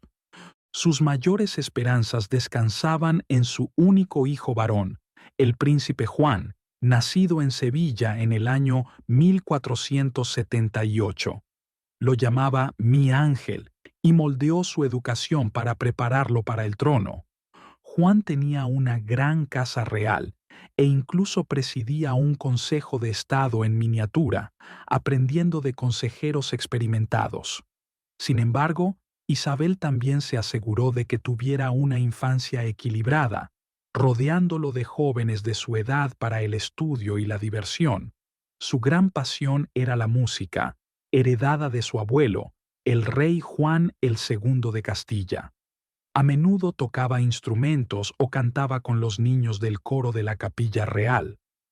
Aunque Juan era su mayor preocupación, Isabel se comprometió igualmente con la educación de sus hijas. Admiraba profundamente el conocimiento clásico y lamentaba que la educación militar de Fernando lo hubiera dejado con habilidades de lectura limitadas. Mientras que él nunca aprendió latín, Isabel lo estudió bajo la tutela de Beatriz de Galindo, ganándose el respeto de los eruditos. Aunque nunca dominó completamente la lengua, comprendía los discursos en latín e incluso traducía cartas para su esposo. El diplomático italiano Pedro Mártir, impresionado por su esfuerzo, la animó, convencido de que podía dominar el idioma como lo había hecho con otras lenguas. Isabel, ansiosa por traer el renacimiento clásico a Castilla, valoraba a los eruditos como Pedro Mártir y nombró a los hermanos italianos Geraldino como tutores de sus hijas. Su segunda hija, Juana, impresionó a la corte flamenca con su fluidez en latín, mientras que la menor, Catalina, fue elogiada por Erasmo por su amplio conocimiento. Sin embargo, su educación no se limitaba a las letras.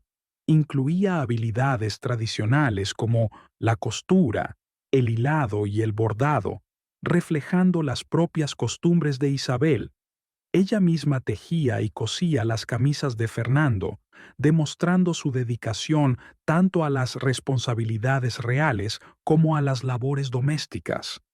Las princesas medievales no eran figuras pasivas, se formaban para desempeñar roles políticos. Sus matrimonios eran estratégicos, diseñados para fortalecer alianzas. Fernando veía a sus hijos como piezas clave en sus planes diplomáticos, tejiendo una red de acuerdos para debilitar a Francia. Aunque Castilla se alineaba con sus políticas antifrancesas, también tenía sus propias ambiciones. Expandirse hacia el sur con la conquista de Granada, competir con Portugal en la exploración y mantener la estabilidad interna. Uno de los desafíos constantes era el apoyo de Portugal a Juana, la Beltraneja, quien, a pesar de haber tomado los votos en un convento tras el Tratado de Lisboa en el año 1479, salía periódicamente de su clausura para reivindicar su derecho al trono de Castilla. Aunque Portugal nunca la respaldó por completo, utilizaba su nombre para desestabilizar la política castellana. Incapaces de someter a Portugal por la fuerza, Isabel y Fernando recurrieron a la diplomacia, organizando en el año 1490 el matrimonio de su hija mayor, también llamada Isabel, con el príncipe Alfonso de Portugal. La infanta Isabel, su hija favorita, tenía un carácter dulce y melancólico que recordaba a la reina a su propia madre. Su boda con Alfonso prometía estrechar los lazos entre Castilla y Portugal, avivando las esperanzas de una futura unidad ibérica. Las fastuosas celebraciones en Sevilla reflejaban la alegría de sus padres, quienes veían en esta unión la consolidación de la paz y el futuro de su reino. En el otoño de 1490, la princesa Isabel partió hacia Portugal, pero la felicidad pronto se convirtió en tragedia. Después de solo unos meses de matrimonio, Alfonso murió en un accidente, y la joven viuda regresó a Castilla buscando refugio en su dolor.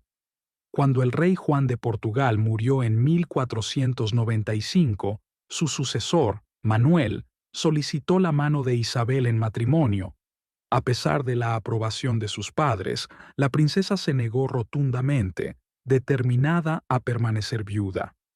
La reina Isabel escribió a su embajador en Inglaterra: Debéis saber que la princesa, nuestra hija, sigue firmemente resuelta a no volver a casarse.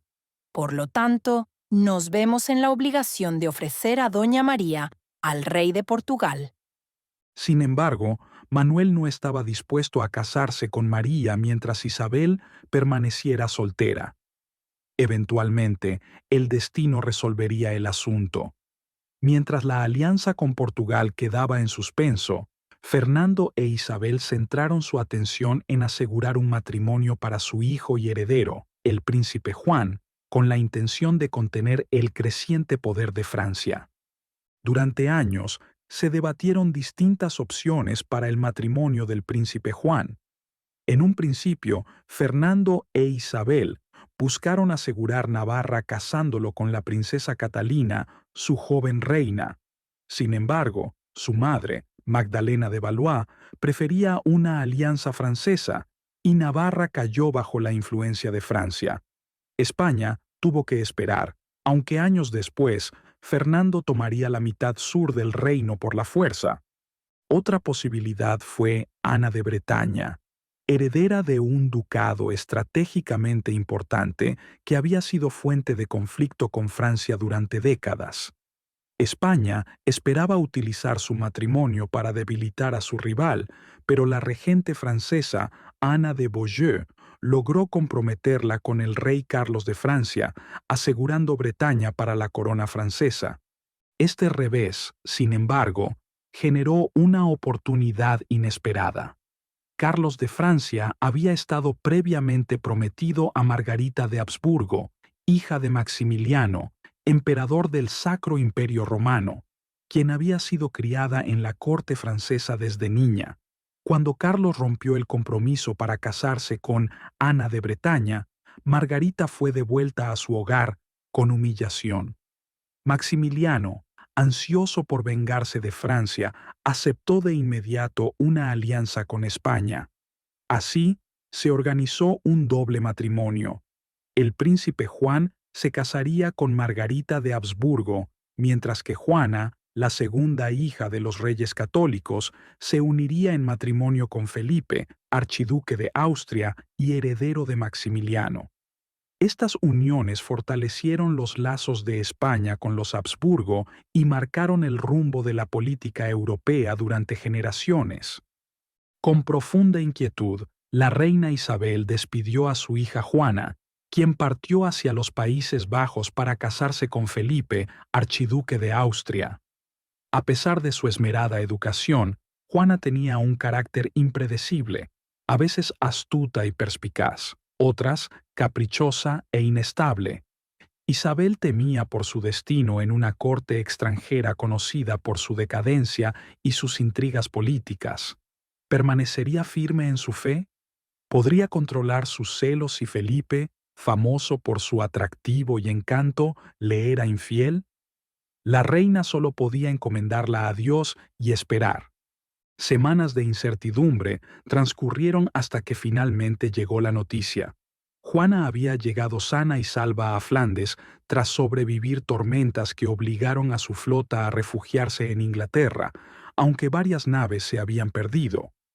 Poco después, en marzo del año 1497, Margarita de Austria, hermana de Felipe y futura esposa del príncipe Juan, arribó a España tras un viaje igualmente tormentoso.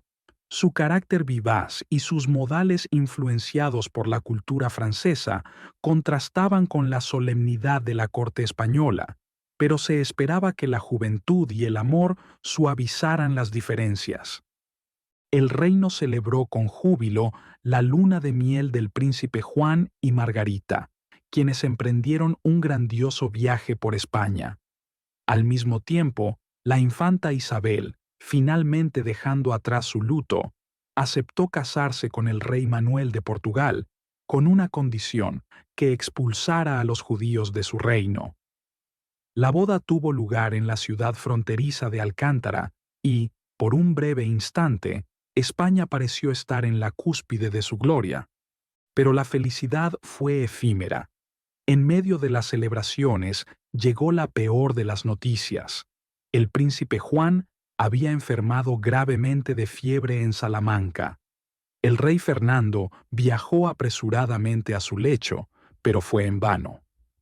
El 4 de octubre del año 1497, con solo 19 años, el heredero de España falleció. Su muerte fue un golpe devastador, tanto en lo personal como en lo político. España entera se sumió en el luto. Los mercaderes cerraron sus tiendas por 40 días y los nobles vistieron de negro incluso a sus caballos. Las esperanzas de un heredero se desvanecieron por completo cuando su joven viuda, destrozada por la pena, dio a luz meses después a una hija muerta. Los sueños que Isabel y Fernando habían construido para su hijo y el futuro de España se esfumaron en un instante. Con la muerte del príncipe Juan, la sucesión pasó a su hermana, la reina Isabel de Portugal.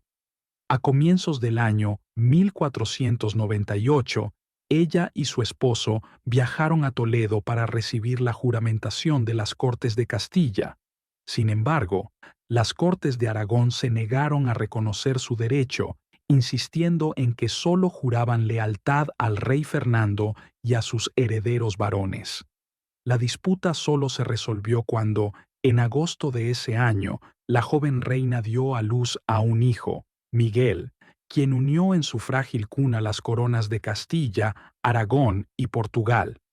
Por un breve instante, el antiguo sueño de la unidad ibérica pareció hacerse realidad, pero aquella esperanza se hizo añicos cuando Isabel, la reina de Portugal, murió poco después del parto, y el pequeño Miguel, débil y enfermizo, vivió apenas 2 años.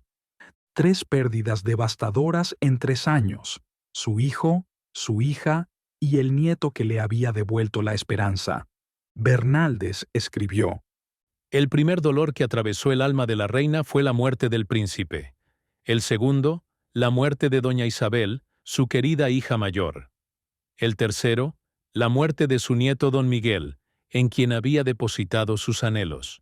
Desde entonces, la virtuosa reina Isabel vivió sin alegría, y tanto sus días como su salud comenzaron a decaer. Capítulo 9. La batalla por Italia. España lloraba sus pérdidas, pero su influencia en Europa era más fuerte que nunca. La unión de Castilla y Aragón, la conquista de los moros, la supresión de la herejía y el descubrimiento de nuevas tierras habían convertido a España en una potencia dominante. Mientras tanto, la diplomacia del rey Fernando seguía moldeando los asuntos exteriores. En sus primeros conflictos con Francia, Fernando había luchado por recuperar el Rosellón y la Cerdaña y por limitar la influencia francesa en Navarra, pero había sido superado por la astucia del rey Luis el XI. Cuando su hijo, Carlos el VIII, ascendió al trono, carecía de la habilidad política de su padre. Débil de cuerpo y mente, Carlos soñaba con emprender una gran cruzada para recuperar Jerusalén, descuidando los problemas reales de su reino. Esta ambición fue aprovechada por Ludovico Sforza, gobernante de Milán, quien temía un ataque de Nápoles. Los estados italianos, Milán, Nápoles, Venecia, Florencia y el Papado, habían trabajado durante mucho tiempo para evitar la intervención extranjera y mantener un equilibrio de poder. Pero las tensiones aumentaban, especialmente entre Milán y Nápoles.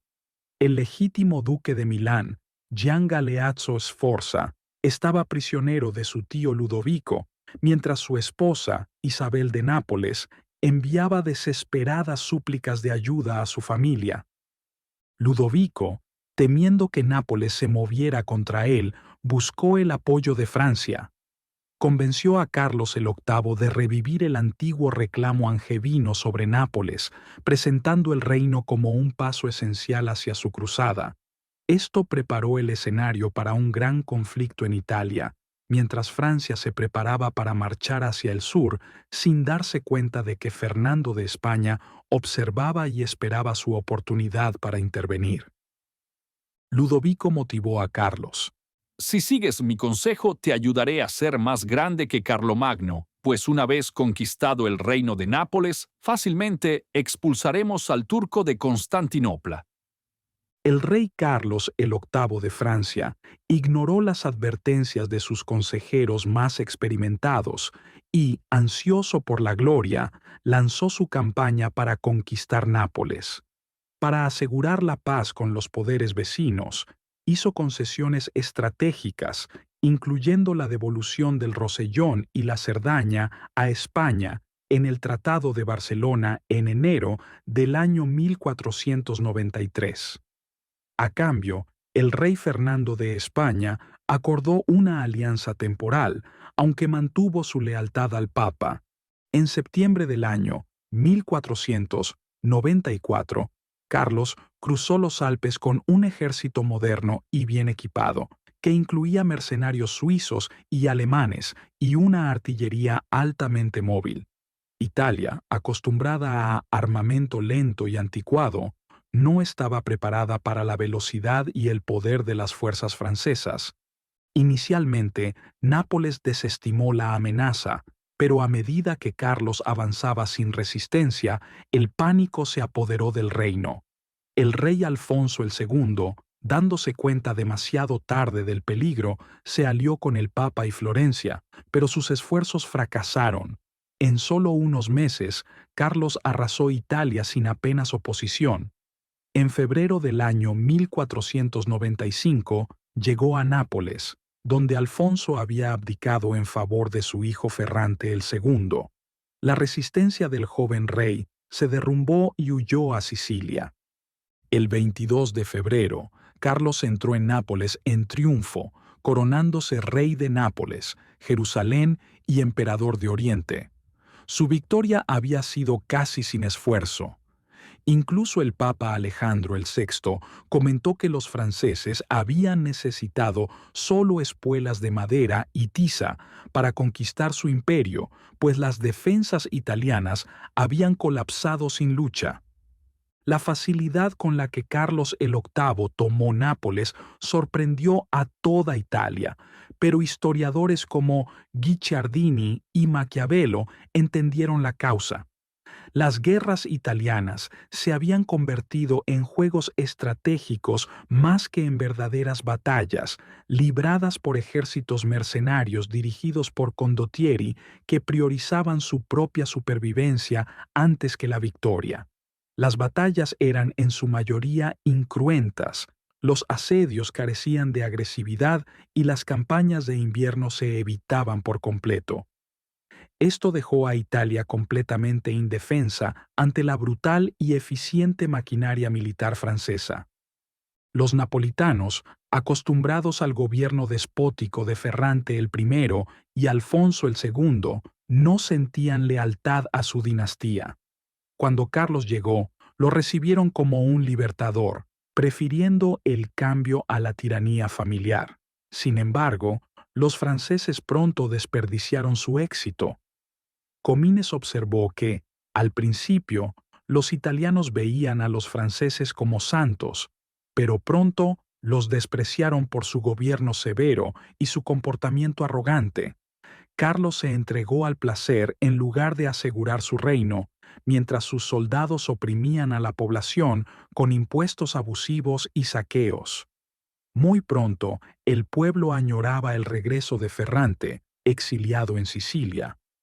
El temor a la expansión francesa se extendió más allá de Nápoles.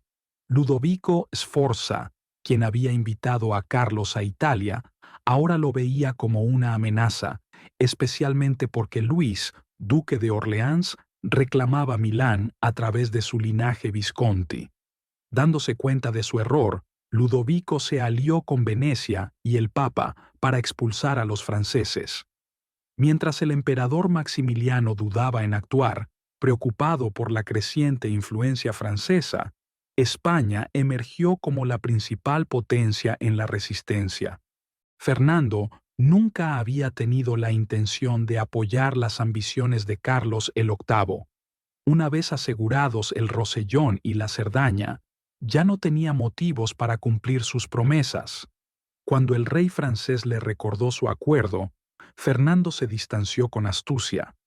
Elogió la idea de una cruzada, pero condenó la invasión de Nápoles como un ataque contra un feudo papal, utilizando este argumento para justificar la ruptura de su alianza con Francia. Guicciardini comentó que Fernando tenía el talento de hacer que sus acciones más calculadas parecieran nobles causas. Su oposición a Francia le valió el favor del Papa Alejandro VI, quien lo recompensó a él y a la reina Isabel con el título de Reyes Católicos, mayores ingresos y la soberanía sobre gran parte del norte de África. Para marzo del año 1495, Fernando desempeñó un papel clave en la formación de la Liga de Venecia, una alianza que unió al Sacro Imperio Romano, España, Roma, Milán y Venecia contra Carlos el VIII. El plan incluía el envío de refuerzos españoles para Ferrante II en Sicilia, un ataque veneciano a las ciudades costeras napolitanas y el bloqueo de los Alpes por parte de Milán para evitar futuras invasiones francesas. Mientras Carlos el VIII se demoraba en Nápoles, quedó atónito ante la noticia de esta coalición. Abandonando sus sueños de cruzada, huyó al norte en mayo del año 1495 con 10.000 hombres, dejando al conde de Montpensier y a Stuart d'Aubigny la tarea de defender Nápoles. En Fornovo, apenas logró escapar de un ataque de las fuerzas milanesas y venecianas, aunque su equipaje cayó en manos del enemigo. Su otrora gloriosa conquista comenzó a desmoronarse rápidamente. Ferrante, apoyado por un ejército español comandado por Gonzalo de Córdoba, desembarcó en Nápoles y, pese a la resistencia de d'Aubigny, recuperó gran parte del reino. Para julio del año 1496, Ferrante fue bien recibido de regreso en Nápoles, y Montpensier, abandonado por Francia, se vio obligado a rendirse. La invasión francesa de Italia pudo haber parecido un episodio efímero, pero tuvo consecuencias duraderas tanto para España como para Europa occidental. Aunque el equilibrio de poder entre los estados italianos fue restaurado temporalmente, la invasión demostró la vulnerabilidad de Italia. A partir de este momento, las potencias extranjeras interferirían continuamente en sus asuntos, marcando el inicio de la historia moderna de Europa. La excesiva confianza de Ludovico Sforza pronto lo llevó a la ruina. En abril del año 1498, Carlos el VIII murió, y su sucesor, el rey Luis el XII, reclamó tanto Nápoles como Milán. Venecia, ansiosa por obtener territorios, se alineó con Francia, al igual que el Papa Alejandro VI, quien esperaba fortalecer el poder de su familia en Romaña. Como resultado, Ludovico fue capturado en abril del año 1500 y pasó el resto de su vida prisionero en Francia. Mientras tanto, el gobierno aragonés en Nápoles también llegaba a su fin. Ferrante II murió en el año 1496, dejando a su tío Federigo la difícil tarea de defender el trono. Federigo buscó ayuda de España, pero el rey Fernando, viendo una oportunidad en lugar de socorrerlo, negoció directamente con Luis el XII. Consideraba que Nápoles era su legítima herencia, injustamente otorgada a una línea ilegítima. Su apoyo anterior a Ferrante II solo había sido una táctica para expulsar a los franceses bajo Carlos el VIII. Ahora propuso una nueva estrategia: dividir Nápoles con Francia. En noviembre del año 1500, España y Francia firmaron el Tratado de Granada, sentenciando a Federigo. En un acto de desesperación, Federigo solicitó ayuda a los turcos, lo que llevó al Papa Alejandro VI a denunciarlo como traidor a la cristiandad, proporcionando la justificación final para su deposición. El Tratado de Granada estableció que Luis el XII tomaría la parte norte de Nápoles, incluyendo la ciudad capital, mientras que Fernando gobernaría Calabria y Apulia. Incapaz de resistir, Federigo se rindió y se retiró a Francia con el título de Duque de Anjou. Maquiavelo se burló de Luis el XII por compartir Nápoles con un rival, calificando su decisión como un grave error. En realidad, España tenía varias ventajas sobre Francia, especialmente su presencia naval en el Mediterráneo y el control de Sicilia, que proporcionaban una base estratégica clave. La alianza se rompió rápidamente debido a disputas sobre fronteras, impuestos y rivalidades locales. Para el año 1502, España y Francia estaban nuevamente en guerra, con violentos combates en Nápoles durante los 2 años siguientes. Aunque el conflicto respondía en gran parte a la ambición aragonesa, también marcó el ascenso de España como una potencia militar en Europa. Sus soldados, entrenados en la guerra de guerrillas durante la campaña de Granada, se adaptaron bien al difícil terreno montañoso de Nápoles. Sin embargo, la clave de la victoria fue el liderazgo de Gonzalo de Córdoba, el gran capitán. Si bien Francia tenía comandantes talentosos como d'Aubigny y el célebre caballero Bayard, ninguno igualaba la genialidad militar de Gonzalo. Él combinó las tácticas tradicionales españolas con estrategias innovadoras de infantería inspiradas en los suizos, creando uno de los ejércitos más eficaces de Europa. Para el año 1504, España había expulsado a los franceses de Nápoles, asegurando el mayor triunfo militar de Fernando y estableciendo el escenario para una larga rivalidad con Francia. Gonzalo de Córdoba reunía el encanto de un cortesano con la sabiduría de un estadista y la disciplina de un comandante experimentado. Era admirado por su valentía y prudencia, equilibrando siempre los ataques audaces con una planificación meticulosa. Su rapidez de pensamiento y caballerosidad, como ofrecer las prendas de su esposa a la reina Isabel después de que un incendio destruyera su tienda, lo convirtieron en un modelo de cortesía. Sin embargo, también era un estratega pragmático, convencido de que un general debía asegurar la victoria a cualquier costo. Gonzalo afirmó en una ocasión: Un general debe lograr la victoria a cualquier precio, sea justo o no. Más tarde podrá compensar 10 veces a quienes haya perjudicado. Aunque era conocido por su honor, no dudaba en romper promesas si las circunstancias lo exigían. En una ocasión, devolvió los regalos de antiguos aliados antes de combatir contra ellos, pero también traicionó su juramento al capturar al joven duque de Calabria después de haberle garantizado la libertad. No obstante, lo que lo diferenciaba de otros generales de su tiempo era su lealtad inquebrantable a Fernando. En una época en la que muchos líderes militares cambiaban de bando por riquezas o poder, Fernando, siempre prudente y calculador, confiaba en Gonzalo, pero temía su creciente popularidad. Proporcionó a su general los mínimos refuerzos y recursos posibles, convencido de que Gonzalo podía alcanzar la victoria con escasos medios. La desconfianza del rey se debía a su propia naturaleza.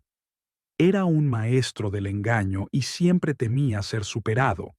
Su limitada tesorería lo obligaba a la austeridad, estirando cada moneda para mantener la creciente influencia de España, con guerras, alianzas y exploraciones exigiendo su atención constante. Fernando trabajaba incansablemente para consolidar el dominio español. Sabía que cualquier error permitiría a rivales como Portugal y Francia superar a España en poder e influencia. Su diplomacia implacable buscaba mantener a España en la vanguardia de los asuntos europeos, aunque la rápida expansión del imperio traería consigo desafíos cada vez mayores. En el año 1500, el trágico destino de los matrimonios reales portugueses cambió cuando María, la tercera hija de Fernando e Isabel, se casó con el rey Manuel de Portugal. Al año siguiente, su hija menor, Catalina, también siguió su destino al contraer matrimonio con Arturo, príncipe de Gales. Prometida desde la infancia, Catalina había sido llamada durante años princesa de Gales, y su matrimonio formaba parte de la alianza antifrancesa entre Inglaterra y España. Tras largas negociaciones sobre su dote y el tamaño de su séquito, finalmente partió hacia Inglaterra. El rey Enrique VII aseguró a los reyes católicos que la recibiría como a una hija. Sin embargo, la repentina muerte de Arturo dejó a la joven Catalina, de apenas 17 años, viuda en una tierra extranjera. Su futuro se convirtió en objeto de disputas financieras, pero pronto fue comprometida con el hermano menor de Arturo, Enrique. De haber conocido el destino que le aguardaba, quizás habría tomado otro camino. Mientras tanto, el embajador de España, de Puebla, trató de alejar a Escocia de la influencia francesa, ofreciéndole al rey Jacobo IV una princesa española en matrimonio. Como todas las hijas legítimas de los reyes católicos estaban casadas o comprometidas, sugirió a una hija ilegítima de Fernando, esperando ocultar su origen. Fernando descartó la idea, considerándola impracticable, y en su lugar aconsejó al embajador insinuar la posibilidad de una verdadera princesa española, con el propósito de sembrar desconfianza entre Escocia y Francia. Al final, Jacobo se casó con Margarita Tudor, cuñada de Catalina de Aragón. Pero el mayor desafío surgió dentro de la propia familia real. Con la muerte del príncipe Miguel en el año 1500, la sucesión pasó a Juana, archiduquesa de Austria. El nacimiento de su hijo Carlos aseguraba cierta estabilidad, pero su creciente importancia política complicaba la situación. Desde el principio, su matrimonio con Felipe de Austria había sido tormentoso.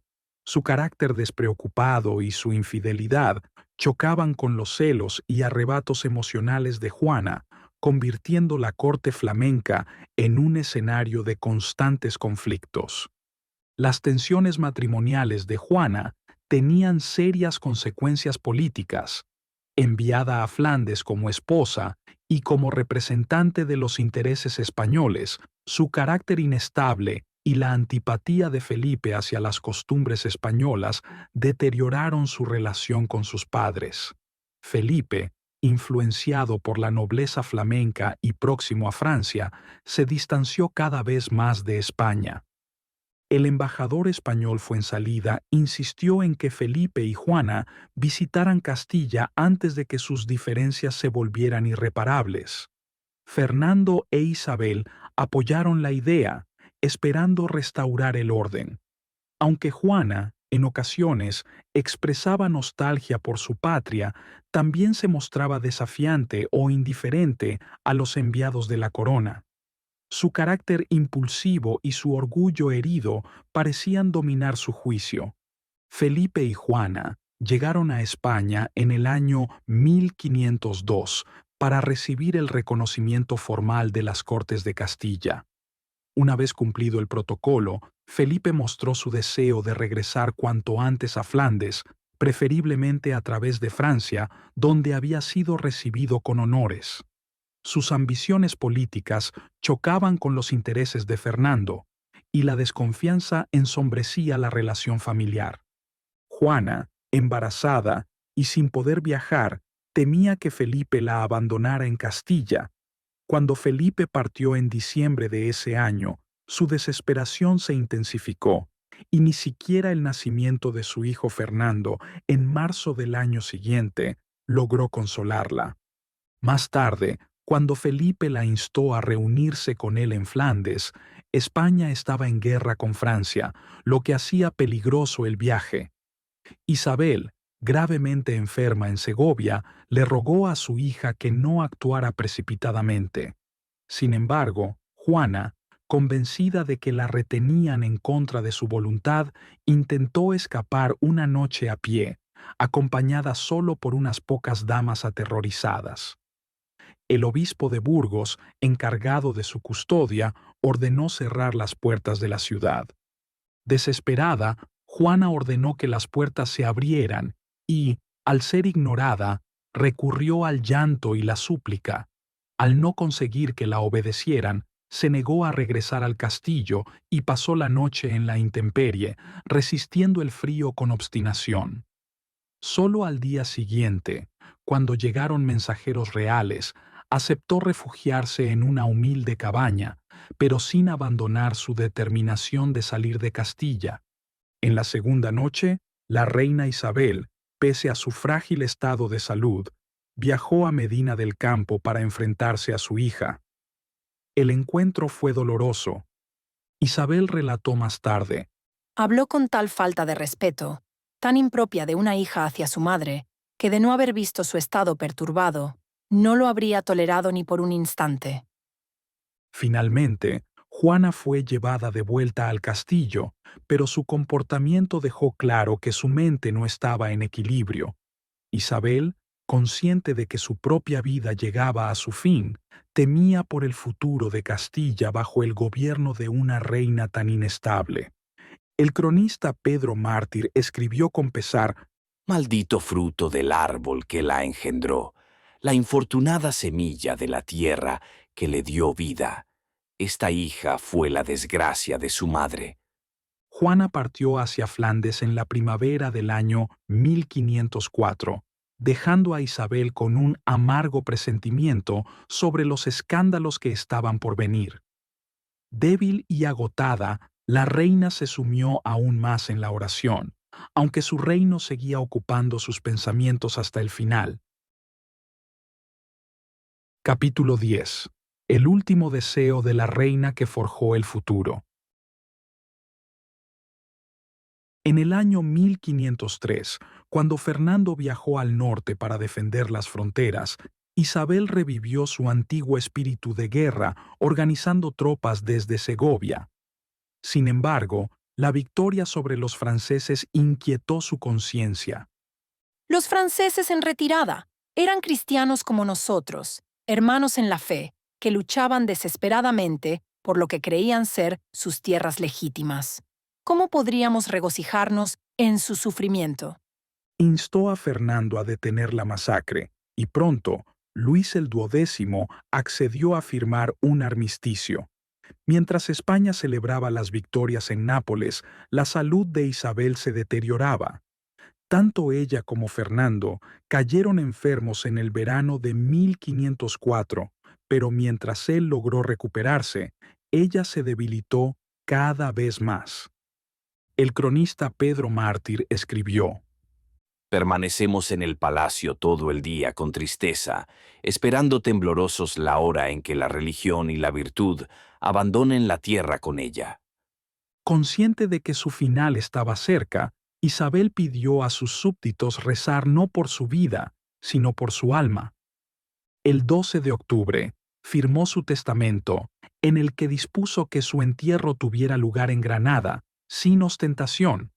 Mi hora se acerca, pero mi deber con Castilla no termina con mi último aliento. Descansaré en Granada, sin pompa ni extravagancia, pues no necesito esplendor terrenal en la muerte. La riqueza que podría haber adornado mi tumba servirá a un propósito mayor. 12 doncellas pobres recibirán dotes para asegurar su futuro, y los cautivos cristianos en África serán rescatados de la esclavitud. Que mi partida les traiga libertad. A mi amado Fernando, mi compañero en el gobierno y en el amor, le dejo no solo el reino que construimos juntos, sino un símbolo de mi confianza y devoción. Mis joyas. Recuérdame no con tristeza, sino con el orgullo de los triunfos que aseguramos para España. Nombró a mi hija Juana como mi legítima heredera, pero le encomiendo a ella y a Felipe que sigan el consejo de Fernando. Si ella no estuviera en condiciones o ausente, Fernando gobernará en su lugar hasta que nuestro nieto Carlos alcance la mayoría de edad. Solo así Castilla tendrá estabilidad.